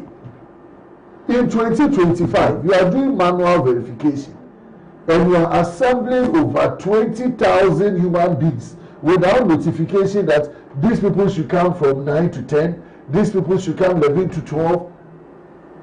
I find it mind-boggling. And until now, nobody is being held responsible and accountable. A committee has been set up to investigate this matter. My dear, before you get to committee, heads should roll. This is what we don't do in this country. It came out that the deputy minister has been fired. They said it was a fake news. They said military command, somebody is supposed to be interdicted. Nobody is telling us anything. Heads should roll that very day. 6 people die because of somebody's negligence or somebody's misjudgment. And you don't hold anybody accountable and we are going to do what? Investigation. What kind of country are we in? What kind of country? Who took that decision? Where do you have chief of defense staff there at post? Didn't you know that this was, they would have, the military is supposed to be one of the most disciplined institutions in this country. So up to the chief of defense staff, even if you are not directly involved, you take responsibility. That is how a serious country runs. If there was supposed to be a minister of defense, that minister of defense should have been dismissed. Unfortunately, and I say, without any equivocation, if Omanebuama was the minister of defense, he wouldn't have allowed this nonsense to happen. And I'm surprised. I will say this for him. And unless if he had lived to see this and he had failed me, then I will say it is not Omanebuama that I know. That in 2025, you want to bring people up, not even body stretch, and you come. So now what happened? We have to now tell the military that you have to decentralize, you have to break it into various. Abba. You've killed 6 people. Innocent, and you are saying that they were supposed to be recruited and they didn't do recruitment, and so you should assemble 20,000 human beings, stampede them, and kill 6 human beings, and nobody is being held responsible. This country got to be serious. So you're expecting Deputy Defense Minister? Everybody within the value chain should have been sacked. You interdict them from Chief of Defense Staff, Head of Training or HR in the military, up to whoever had originated this thing. You put them aside, and then you call for an investigation to be done. And then when you complete the investigations, this should even lead to criminal prosecution. This is manslaughter. This is manslaughter. If you have an intention to bring 20,000 people to a place, how many booths did they create over there? How many entry points did they allow into the Elwak Stadium? So you don't have a reasonable contemplation that anything of that sort can happen. If you had the mindset, the menswear, that this could lead to death, then that one would be murder. If you never contemplated by your actions upon a reasonable man standard could lead to that, that's manslaughter. Somebody should be held responsible for the death of those people. Mr. Tanko, this is a very unfortunate situation. Beyond that, it raised concerns about how we do not take into high regard the lives of the ordinary Ghanaian. Because had it been a political figure involved in this stampede and had died, we would have been worried. But it seems like it's become business as usual. We've all forgotten about these young ladies and we are moving about. And so it says that the NDC government is not sympathetic enough. Will that hold water? I can speak on authority that as soon as it happened, all those involved in the body selection, the officers who were the seniors and all that, were asked to step aside. So the one Honorable Boama is talking about, we have already dealt with that matter. So why haven't you communicated? It was communicated. A statement was even the deputy minister spoke about it. Those involved in the planning and then they do say, is there. They have been asked to step. They have been asked to step aside. I will be doing well. I'm telling you, they have been asked to step aside for investigation to commence, and then the committee has been set to do the investigation. They have been stepped aside.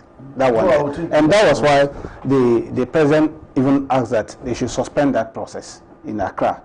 You see that in all the other regions, the 15 regions, nothing of that sort happened. Ashanti region. Ashanti, yes, it was an unfortunate situation. What happened in Accra was a serious, in fact, blot on the activity of this thing that we're trying to do. Government is very committed in protecting the life of everybody, especially the youth. You see, we must face the facts and say it as it is, as a country, in order to resolve these things. For 8 years, we've never seen anybody screening anywhere in the military. 8 years, there was nowhere you had people coming for them to do body screening, selection and all that. The only thing that you could hear was people were at training and people were at pass out. That was what we need to understand. Since 2017 to 2024, that was what we are seeing. Nobody screening, nothing. The only thing you hear is either people are at a training schools or people are being passed out. Wouldn't the NDC have raised hell if that were the matter? 8 years, no screening. There, we raised matter several of these. So it means the minority were the military were just handpicking people. That is why I'm saying that the ruling class then, the MPP made sure that the military were not given that free hand to do what they were supposed to do. This was that thing we call Ghana Armed Forces, independent. It's under the title of the Ministry of Defense. The president is the commander-in-chief of the Ghana Armed Forces. Is that not the case? So if the commander himself has not given you the edge to go ahead and do this, can you do it? That is the problem we had. And we had a backlog. A lot of Ghanaian youth wanting to join the armed force were denied. The only thing that you could get into the armed forces was to look for MPP MPs, MPP national executive or regional executives. They will secretly write your name in their party offices and pass you to training place straight. That's how we ended up having old ladies and old men in the armed forces being recruited. Because nobody's screening nothing. I saw one in Sunyani. I was there 2023 doing some training of our party people and all that. And they were going to do pass out. And one of my colleagues who is in the armed forces invited me that I should come and see something for myself. When I went there and saw some old lady standing there to be passed out and say, see, we know what the rest say, you can't train them. So is that the reason for which you sold forms for over 20,000 people? You bring these people, brought these old ladies and old men, dump it on the military. The military were not happy. In fact, they were just not happy what was going on. But who boned up? Who dared them to talk about it?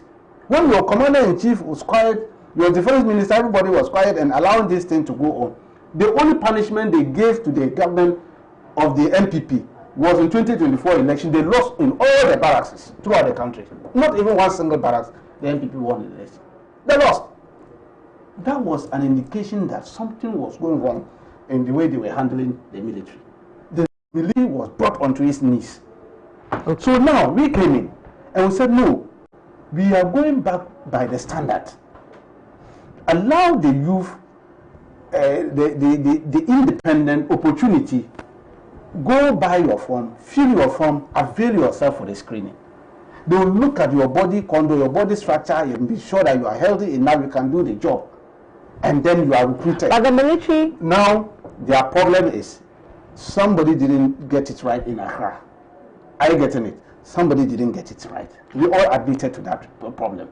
And now, they have the president called them to order. Haven't seen that somebody hasn't gotten it. They asked them to step aside. Now they are doing 8 centers. They listen. But the issue, the issue that it raises is that if you need, let's say you need 4,000 people in the military, why will you sell forms for over 20,000 people if it's not a money avenue or venture? No, that's not the case at all. You see, opportunity must be given to everyone. Don't limit that opportunity. The fact that you want to, you should sell 4,000 forms. When you do that, what happens to selling 8,000 forms? No, still opportunity. You are limiting opportunity. Don't forget, not all those who bought the form, some knew that they are not even still form. Now, if you roll out 8,000 forms, and about 8,000 or 6,000 of them are not even qualified, and they've all gone to buy the form, what happened to those who have qualified? Are they going to be sitting in the house because they haven't gotten forms to buy? So the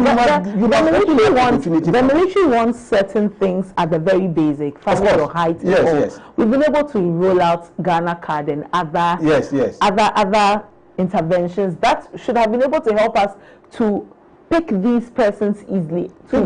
You go to the next stage. Do you just go to the system and start looking at it? Not that one. No, you don't just take somebody. I'm saying that I want to enter into the military. Yes. I want to pick up a form. Yes. In any case, let's assume even the forms were free, and you have some criteria to. In any case, we reduce the forms for them. They were killing them under their time. The way they are selling their distance.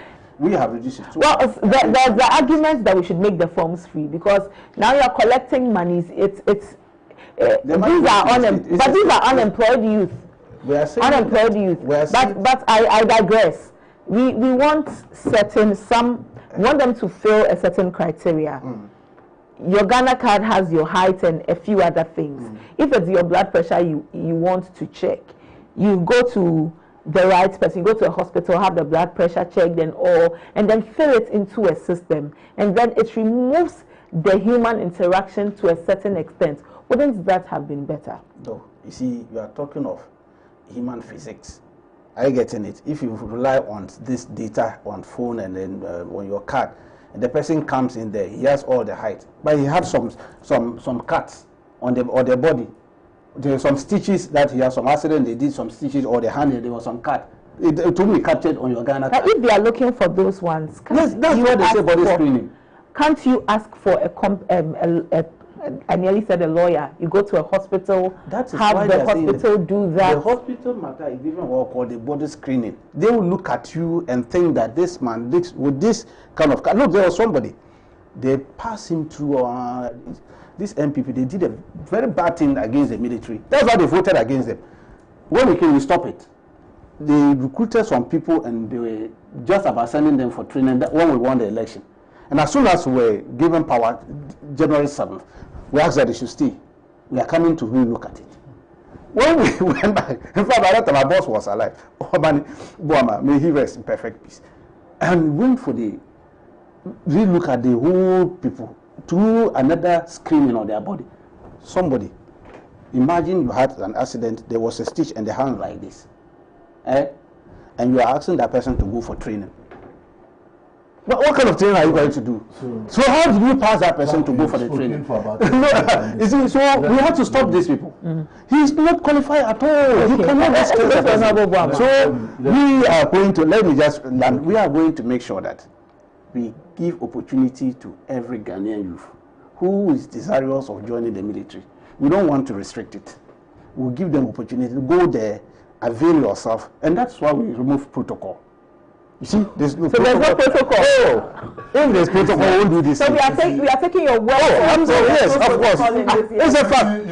That's why I'm telling you. The minister announced it. Didn't you hear this in the interior minister? Didn't voice it. So there's no protocol. If somebody tells you that there's a protocol, don't let anybody steal your money. And then another one, let me put on record.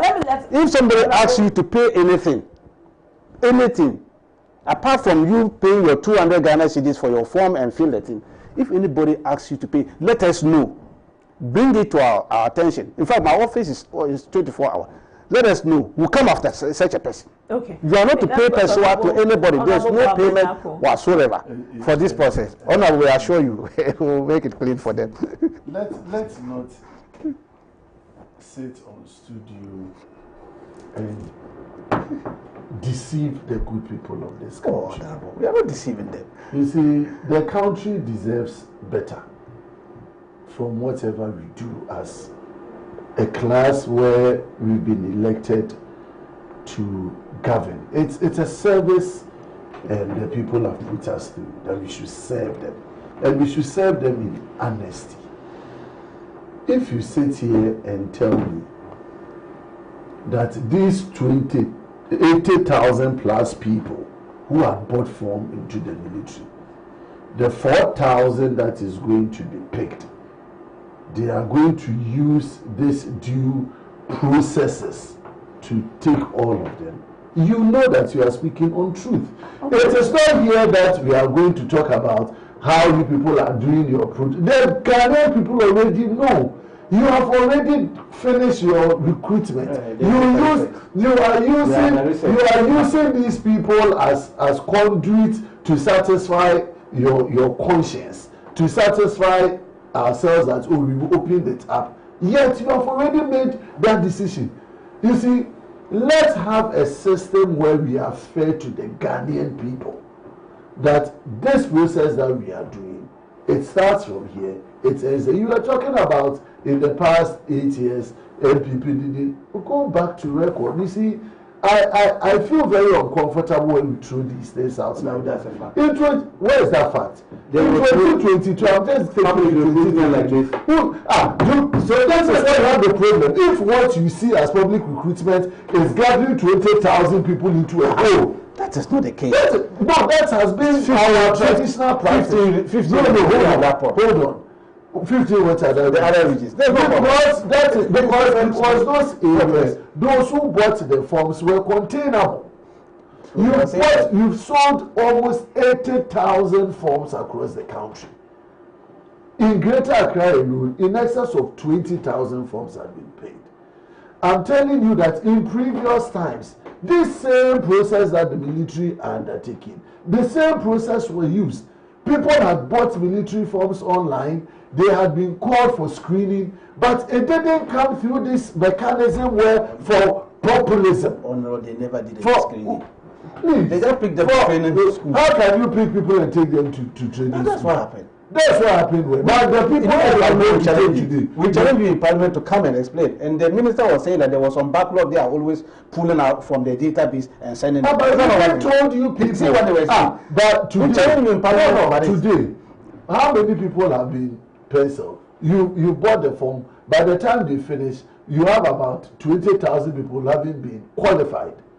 They fail everything. They are qualified, but you can't get space for them because you are recruiting just 4,000 or 5,000. Next year, hold on. Next year, if you want to bring in another 5,000, what sense does it make that you go and open up again, sell another 80,000 when you already have about 20,000? That if you had the space, you could recruit them, but because you couldn't recruit them because of space, if you look at their qualifications again, you can recall the backlog and let them come and see, check them again if they are in the same condition and the rest, and then you minimize all of these things, because this is forward-looking thinking. If you go to developed countries and other places, you do that. I understand what you are saying. Yes, but I'm saying that if you have if you have a number of people and your number that you are recruiting is minimal, what is the sense in opening up again another 70,000 people go through it? You have another bag. It's cheating. So yes, you have done this. You want to do these numbers for populism's sake. You have killed 6 people. You have maimed. It is your actions that have led to their No. When you say people have killed. NDC people have killed 6 people. It's not NDC that has killed the 6 people. And it will be unfair to the NDC when we say that the NDC has killed 6 people. We are saying that is why. But we cannot say the NDC killed them. Has the investigation been concluded? Are they not dead? What investigation are you using to say? Are you not going to determine what killed them? Those who know what killed them. So when you kill people for Techimasaf to win election 2024, we are now chasing them. That one, but you said we have killed them. So that's what I'm telling you. So you see, the issue is this: we are trying to make sure that opportunities are given to Ghanaians. We understand. Yes. So this opportunity that you bad management, negligence, poor planning has led to the death of 6 people. Yet you are going to recruit 4,000. The 4,000 you have already taken their names to the minister, the ministry. But I'm not sure that you can say it on authority that the NDC. No. I can assure you. There's no protocol. I said this is a place I don't want to make certain comments. You know why I said. You know why I said. I'm saying that I'll not put certain things on this platform for the sake of this country. But don't deceive those innocent Ghanaians that believe that by walking through the scorching sun, taking their forms through and all of those things, if they don't know anybody, they can still get into. Well, Mr. Sanko, finally, let me come to you. We are. An investigation is happening. Yes. We are expecting that the report will tell us what happened and also give recommendations. But this is a tragedy. 1 life is one too many. 6 lives, just so many. Families are in despair. As a government, how do you move on from here to ensure that these things do not repeat themselves again? That is the remedial action that we've taken immediately. By decentralizing it to 8 centers in Accra alone, 8 centers. Thursday, you will see it will be smooth, very, very smooth. So why did you do that from the beginning? That's why we're saying those who were in charge were asked to step aside for investigation to commence. Okay, so it will happen. Remedial action has been taken. I mean, it's an unfortunate situation that we lost this 6. I describe as gallant young lady. They wanted to serve their country. I mean, the president is so much touched with that. And that's why they ask that their families should be given the opportunity to get people. But it doesn't take away the. Of course, that's why I'm saying that these are just stopgap measures, because these are children who wanted to serve their nation. Okay, it's a service, and then they've lost their life in action. So it's natural that at least we should help the family. This will not replace what happened, but at least halfway we have helped the family. Government is going to take up the funeral and everything of the 6 people who lost their lives, and those wounded, and those wounded, when they are healed and they are strong, they will also be considered for this thing. This is a government for the people. You see, because we are not like our opponent. For them, you know, anything goes. You see, so we are very passionate about what is going on, and I can assure you, we will implement the report of the investigation committee if it comes out, because we don't want anybody's life. We don't want to lose anybody's life in this country, because we are enjoying. Ghanaians are not enjoying the fruit of that. They are enjoying better Ghana. Is rolling. It's reset agenda. Look, inflation is single digit. Dollar to CD rate. We are creating more jobs. Went to your community. Where's your village? Oh, Ebimila. I came there from Saturday and Sunday. I was in London. People are happy that they have. Oh, they are so happy. They are so happy. Look, bumper harvest, fruit all over the place. We keep hearing bumper harvest from the so we'll be expecting more food. So they are feeling. Look, Honorable feel his tank when he was coming, because fuel pumps were very cheap, so they are just filling their tank and going around doing press conferences all over, because they are. Well, thank you, gentlemen. And the Honorable Obama had said that I wanted to hear the 3 things you would expect from the new Chief Justice in just 10 seconds. You know, the first is for him to uphold the Constitution. You see, the Constitution is the backbone of this country. And that is what we are all tied to. The executive is bound by the Constitution. The legislature is bound by the Constitution. It is the judiciary that interprets this Constitution for us. The day that the judiciary will fail us as a country in determining the spirit and the letter of the Constitution, this country will run into us. So that is the first thing. Uphold the Constitution. The second he has to do is respect for the rule of law. The third thing I expect to you, protect the interest of the vulnerable and the minority. In this country, there's so much oppression. People think they can use money, they can use power to cheat the vulnerable and the weak. And the only medium that the vulnerable and the weak can run to and get their case heard and their matters delivered for them is the judiciary. Thank you, Honorable Obama. Yes, they ran away from his right. See, they ran away from his right. They ran away. They ran away. They didn't want to sit and listen to him. Trying to be such a fine gentleman. Thank you. I really appreciate your coming today and speaking with us. We're most grateful. Computer is the CEO for GIFEC. We'll bring him back again and have some conversations about GIFEC. The Honorable Isaac Bamanyako, the MP for Efia constituency. We understand that within the budget there's some allocation for a hospital in Efia to revive. No, it's the Efia Kwanta Hospital. The Efia Kwanta, yes. They are continuing. They are continuing. The MP. You have even delayed.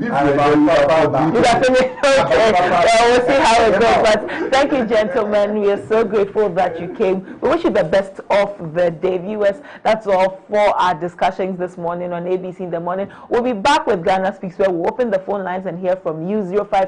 053-916-1609 right after this break.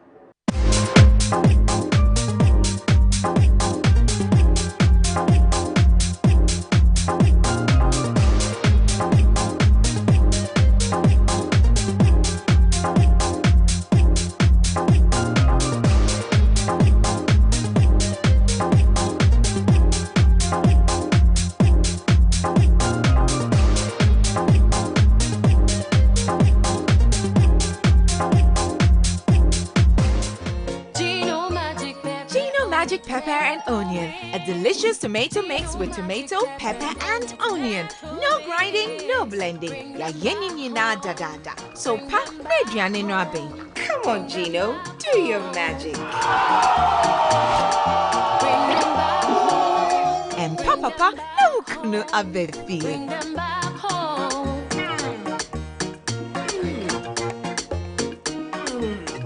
tasty magic. And your daddy trying to kiss keke. Gino Magic Pepper and Onion. The magic that brings them home. This advert is FDA approved. Playing for your country, easy. Scoring, easy. Winning, easy. You know what be easy now? Kivo 4-in-1 Gary mix. Easy. It gets everything inside. Gary, creamer, sugar, roasted granules. Just add water. Sharp my showcase make ready. Taste and energy. Made easy. I'm a match winner, but the real champion is Kivo 4-in-1 Gary mix. Champion taste. Also available strawberry, coconut, and chocomore. This advert is FDA approved.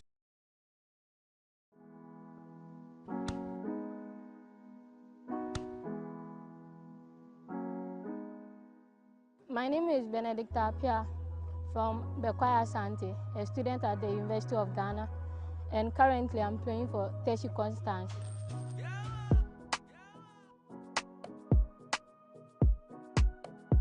Right now, I'm in level 200. Okay, I started playing football at the age of 5 years, but I quit football through some injuries and some small distance. So I started again around 2021. Yeah, I started with Army Ladies.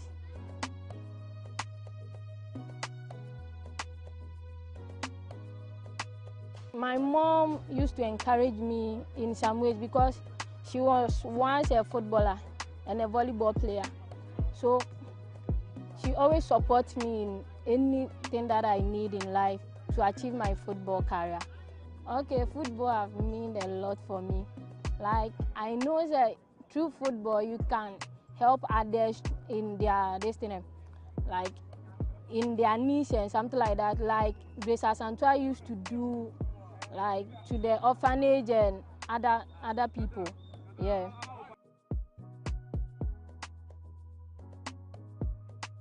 Like this, my finger. I always use this my finger to motivate myself because when I wet this finger, I know say like I have done a lot, so I have to continue. So there is no need for me to give up in life through football. One,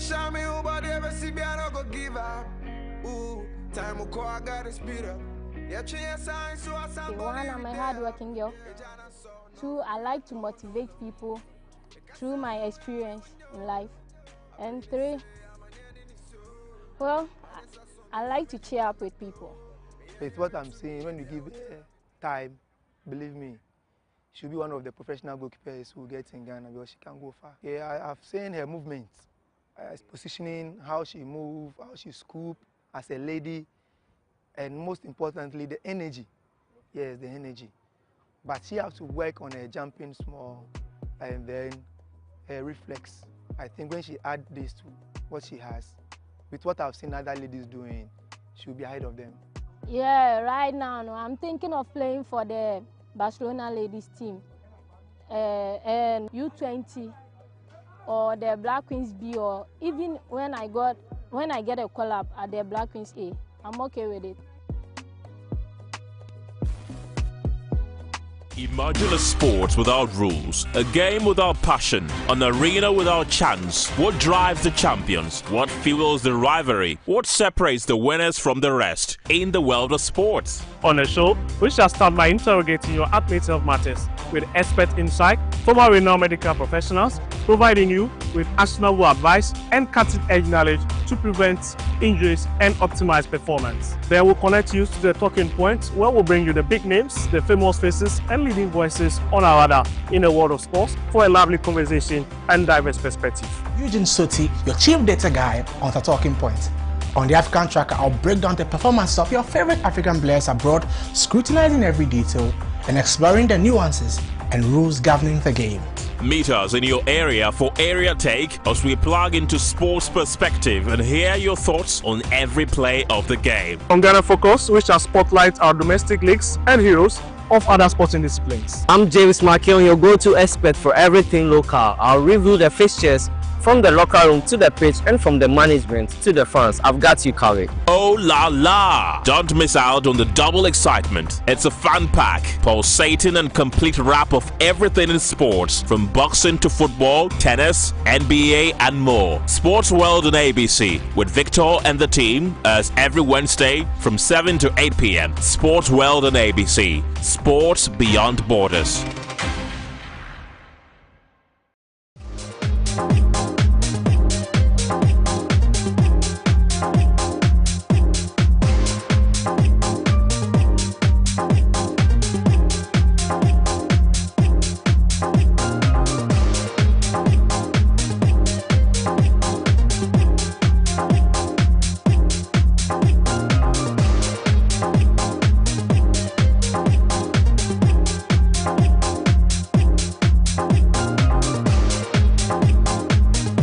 Welcome back, ABC in the morning with me, ABENA MANTE. It's time to hear your voice. It's your voice that matters, and your voice alone I'd love to hear.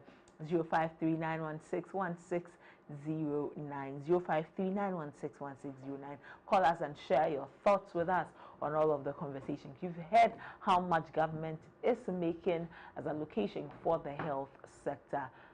Nursing trainee allowances, some money is to also complete Agenda 111 hospitals and all of that. Also, Justice Bafo-Bonny has been sworn in as Chief Justice, and so we have a new Chief Justice, and he is Justice Paul Bafo-Bonny. Ghana Armed Forces also has moved to decentralize the recruitment process. Hello, good morning. Hello, good morning. Hello. Good morning. How if you can hear me, kindly speak up so that I can hear you too. Hello, good morning. Hello. Can you hear me? Hello, good morning. Good morning. How are you doing? I'm fine, thank you. I hope you're also well. This morning. Pardon? If you can hear me, kindly turn down the volume of your TV so that you can better appreciate the conversation. Please call back and let's hear you. 0539161609. When you call, kindly turn down the volume of your TV, or better still, turn off the TV so we can hear you. Hello, good morning. Hello, good morning. What's your name and where are you calling from, sir? Good morning. How are you doing? I'm fine, thank you. I trust you also well. What is your name? My name is Alhaji Aminu Abu, calling from Medina. From Medina, Alhaji. It's been a very long while. Thank you for calling, Alhaji. Yes, long time. Yes. Alhaji, let's hear you. Wow. I'm happy seeing you today, and you look good. Thank you. I'm also happy to hear from you. Yes. My regards to your panels. Good here. Yes, and I just want to advise my younger brother, Tanko. Tanko should calm down. The way Tanko is putting things, the way he's doing, I think he is a President Mahama's house. He's even boasting with what they are doing more than President Mahama. There is nothing in that budget, or what is his name, Atu Forsen. Whether Atu Forsen has done something, Ghanaians, we don't feel it, because when you go to market, there is not even money in our pocket. And what happened to, what is the name, our Chief Justice? You see, this is something that big men in this country, you are not teaching us the right thing to do. Because soon, Tanko, you will become leader in this country. This type of attitude, what kind of thing, what kind of country are we building? So please, let us be careful and look at what happened to our children in Elwa. What is this? And Tanko, you sit down there. If like one of your sister died in this thing, will you be happy sitting down there talking about you have done well, you have done well? So please, they should be careful. People are dying. Ghanaians are dying since President Mahama resumed office. And I can remember one of the, is it a man of God or God of man? No, let's not go there. Alhaji, elect President Mahama again, we'll see what will happen in this. Alhaji, please let's not go there. No. We are telling them. Even the Minister of Defense lost his life. And Tanko, you are sitting down there, boasting, jumping, talking to us Ghanaian people, instead of you coming down to talk to us for us to understand. Look at what Tanko is doing. All right, Alaji, thank you. He's my younger brother. Let us tell him. All right, Alaji, thank you. Anytime now, you are not in propaganda state. Thank you, Alaji. Let me let another also share and their you're thoughts. supposed to talk to us and talk to us very well and nicely. Okay. Let me give another the opportunity to share their thoughts. Thank you, Alaji, for calling and sharing your thoughts. Hello, good morning. If you can hear me, kindly turn down the volume of your TV so that we can hear you. Hello, good morning. Hello. We have lost the caller.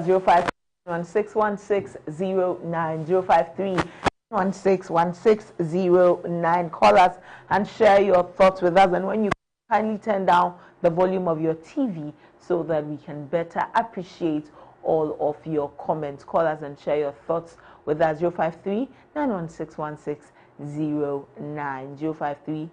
Hello, good morning. Hello, good morning. Hello, good morning. I'm finding difficulties hearing you because you're trying to hear yourself from your TV, and that is where the issue lies. When you call into the show, please turn down the volume of your TV. When you do so, I can hear you clearly. So please turn down the volume of your TV. 053 9161609 053 9161609. I think I have the opportunity to take two more calls, and then we can have the sports. 053 9161609. Please call us and share your thoughts with us. Hello, good morning. Hello. Good morning. What's your name and where are you calling from? Hello. Hello, good morning. Hello. Well, we have fine morning. Yes. What's your name and where are you calling from, sir? My name is Nasiru Mohammed. Mohammed. I'm calling from Accra. Okay, Mohammed, thank you for calling. Share your thoughts with us. Sister Tanko.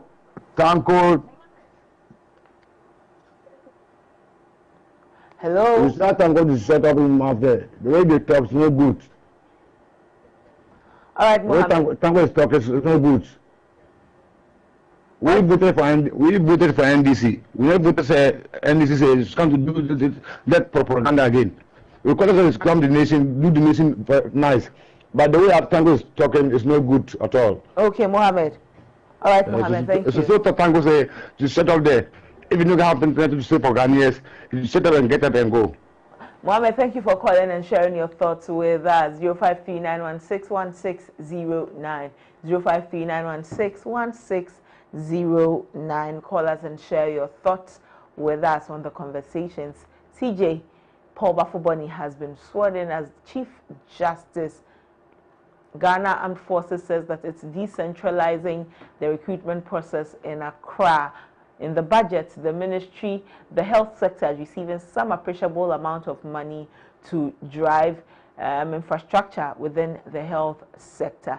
Share your thoughts with us. 053 9161609 053 9161609. Share your thoughts with us.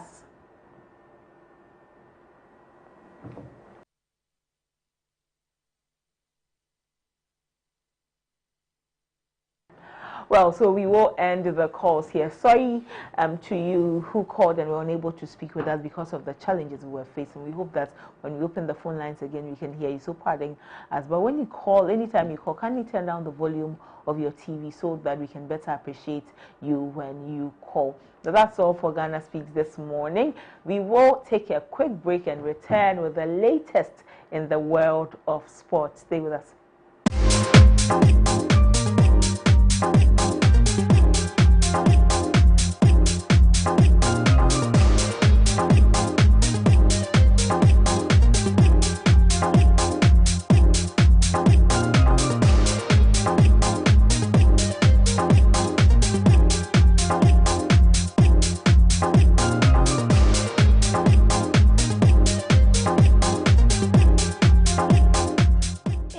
So, Mommy, who is going to do my day jollof? Oh, Kwame. You know our secret, right? Yeah. Efia. Yes, me. I've got it. Now, add your Gino jollof mix. The perfect blend of tomatoes, pepper, and fine herbs and spices to ensure a consistent taste every time. And there you have it, your original Ghana jollof. Jollof so good. Jollof so good. Tasty, yeah.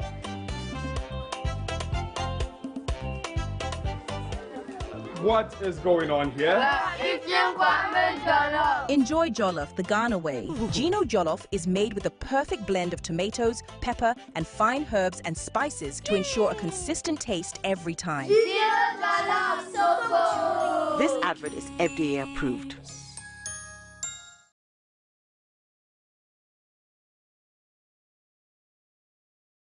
Introducing Betway's Bet Influencer, a groundbreaking feature where you can make money by just sharing codes. He just needs to share his codes and make money. The more his codes are used, the more money he makes.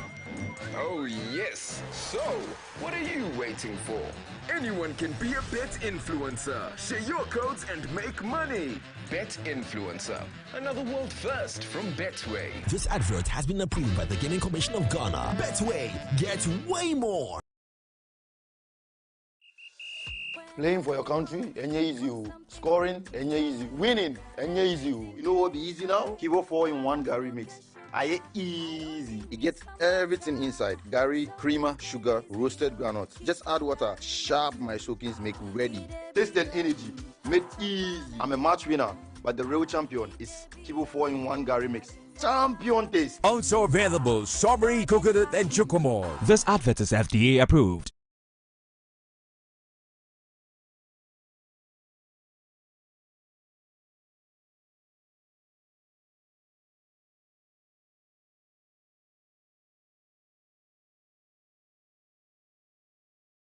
Hey there and welcome to Streets We Day.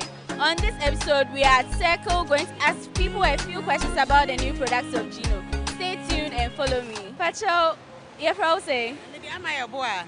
Okay. Inti, your first question, one say, we share Gino adverts na. Omo onyumbi, and they know omo can be woho. Omo can they?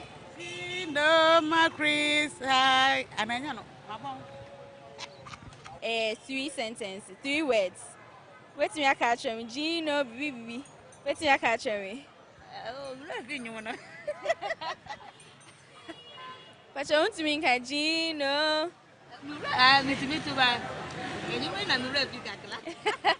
Wow, I love Gino. I can't miss this one.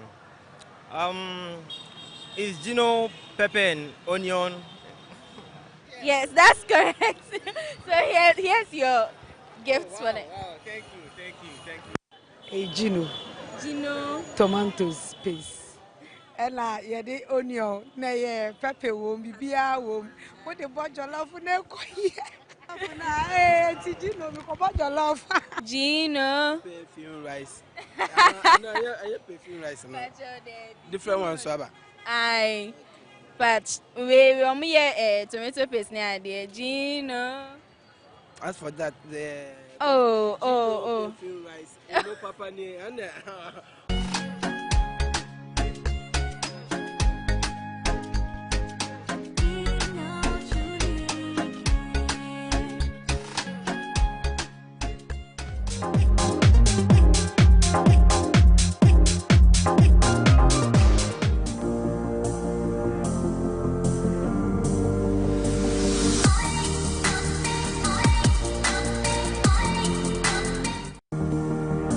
The latest in the world of sport, and Eugene Oforisoti joins me here.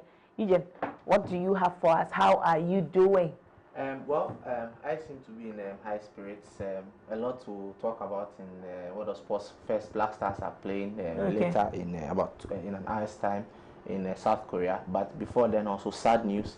There's been a football-related death. On Sunday, fans trooped to the Barbara Sports Stadium to watch Kotoko take on Indiana Stars. The Indiana fans on their return journey were involved in a fatal accident. Two have two have lost their lives, and Adriana Stars released a statement as well as GFA also. I think I saw Kotoko release a statement. Yeah, I'm not too sure about Kotoko, but I saw one from the GFA and then one from the... Well, so we have the Adriana Stars statement on the screen here. It says, "We are aware of the incident involving some of our fans at Abuaso in the Ashanti region last night. We regret to announce that 2 of the fans have lost their lives and 2 others are currently on admission at the Konfano Teaching Hospital responding to treatment. We are in constant touch with the families and relevant stakeholders and will provide updates as and when we receive them. We wish the bereaved families strength and empathy, and those on admission speedy recovery." So clearly there are others on admission as well, and then the GFA officials led by one of its management executive committee members, Frankie Champon, also visited the accident victims at the hospital. So there's the video.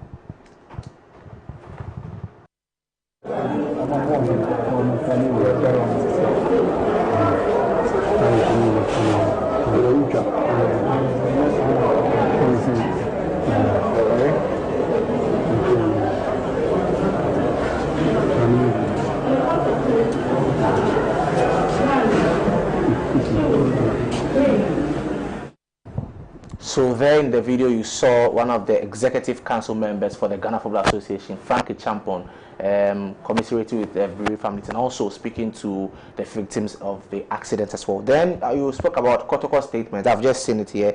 Kotoko is extending heartfelt condolences to the Diana Stars supporters following the tragic loss of supporters. And I'll quickly quote it. It says the IMC, who is the interim management committee, the technical team, players and supporters are united in grief upon receiving this heartbreaking news.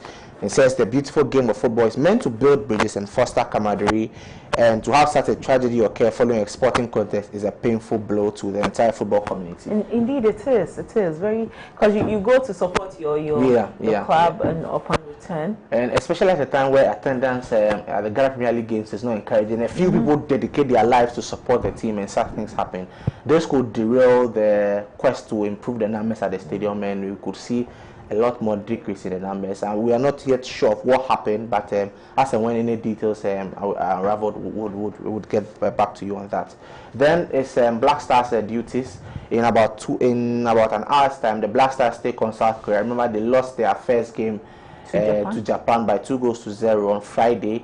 A bit of changes have happened to the squad. About 3 players are unavailable. Francis Abu suffered a horrible leg injury, and so we are not even sure if he'll be able to make it to the World Cup in time. Also, Antoine Semenyo, who was a skipper for the day, is out of the team with an injury. Mohamed Salisu, who is also the defender for the Black Stars, is also out with an injury. So 3 key players out, which means that there's also an opportunity for other players like Kojobo Pompepra and for the strikers, Brandon Thomas Asante. We might see him start the game, and also a player like Prince Kwabena Owusu as well, and Prince Owusu as well. So it's even though it means that a lot more players, senior players, are not in the team, also it gives an opportunity for a lot of these younger players to play. Head coach Otuado has been speaking ahead of the game on his thoughts on the duel against Korea, and here's what he had to say.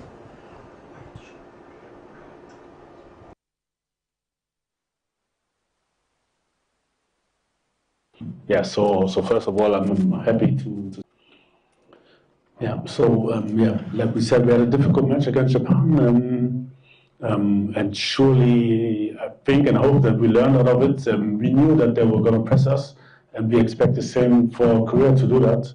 And for us, we know exactly what Korea can do, especially in the transition moments. So we have to learn out of the mistakes like we did in the last game, where we lost a ball in the build-up through pressing, and after that, when we're unorganized and they were passed in the offensive transition, we collected a goal. And this is, I know that South Korea is very good in that as well. So it's very important for us to be comfortable, to stay compact, also have a good rest defensively when we build up. So in case when we lose balls, we are not open to concede a goal. And then surely we have to avoid set pieces, especially around the box. We know the quality from Son He's very, very good at free kicks. So these will surely be the main objective for the game against. So that was head coach Otoado doing almost a tactical analysis of what he thinks the game will be. He says they need to avoid set pieces because he thinks that's where Korea can hit Ghana. But one key player for Korea is former Tottenham Hotspur and now with Los Angeles Football Club player Son Heung-min. He's the captain of the Korean team. Apparently, Otoado worked with him when he was at Hamburg, and that was when Son Heung-min was developing in his career. And Otoado had a lot to say about Son Heung-min there, who is now the skipper for the Korean team heading to this game. Well, I'm happy to see him again. Yeah, it's a very good player. It always goes both ways. And under 19 those days, he also helped us to win a lot of games. So we were happy to have him. I also like to address that those days he didn't speak English, and I didn't speak Korean language. So we always used Dori Cha, a former teammate of mine. I always called Dori Cha for him to translate how we want to play and what we expect from him. So the first days were very, very difficult, and at the beginning, I want to apologize for some. He didn't play too much because I couldn't explain him the tactics. So it was difficult. But later, I mean, he did a great job for us in Hamburg, not only as a youth player, but also as a player in the first team. And I'm happy for his career. So yeah, it's going to be difficult to totally eliminate him because he has so many.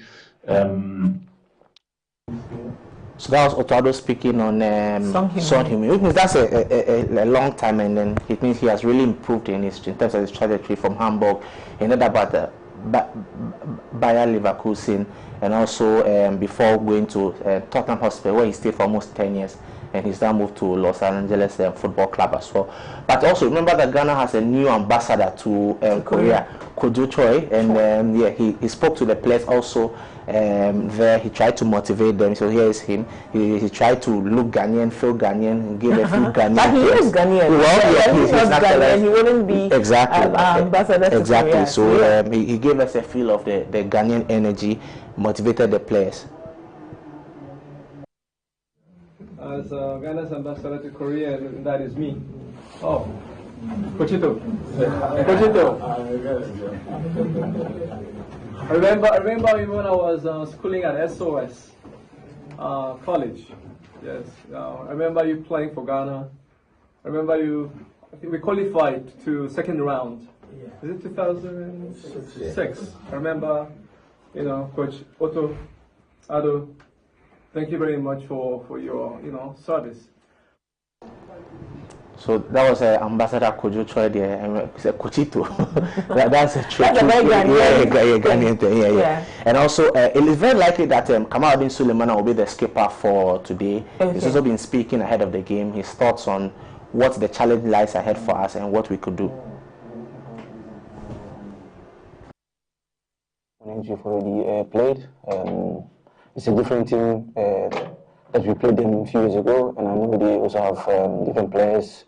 And like the coach said, we know their strength. We know they've got good players from the back all the way to our front. So I think it's going to be a good match. I think it's going to be a tough game for. So well, that's Kamaluddin Sulemana, who is very likely to be the skipper for the day. Also, lastly, before we go, Netherlands and Germany have also qualified to the 2026 World Cup. So almost for Europe, it's taking shape now. England have already qualified, France have already qualified, and now Norway also in the list now. Germany and Netherlands have also qualified to the World Cup. So theirs is taking shape. These are the results from yesterday's games. A very important win for Germany and Netherlands as well, which means they've cemented their place in next year's World Cup. So the big boys are the World Cup, and Ghana is also among it. Ghana is a big boy. Also, see, thank you. We'll watch Ghana's game and see what we're able to do. Then tomorrow we look forward to more updates. Thank you, and congratulations to you and Makion on replay. We like sure. Well, that's all for the world of sport, and that's how we wrap up today's show here on ABC in the Morning. Thank you so much for joining us. Thank you to Rashid Tanko Computer, CEO for JIFEC, and on Isaac Boamanyako, MP, Efia constituency, for joining us for our conversations today. Thank you to you who called and watched the show. There's no ABC in the morning without you, and I'm so grateful to you. To the technical and production team, I am so grateful. We'll come your way with ABC in the morning tomorrow. Stay with us. The news, the midday news, comes your way with Peggy Nyakwambano. You don't want to miss out on that at all. Interact with us via our socials at abcnewsgh_ and our website www.abcnewsgh.com. We have some numbers scrolling down the screen. Get in touch with us and bring your products and services here, and we'll give you some great advertisement deals. I am ABENA Mante. I wish you the very best of the day. Enjoy.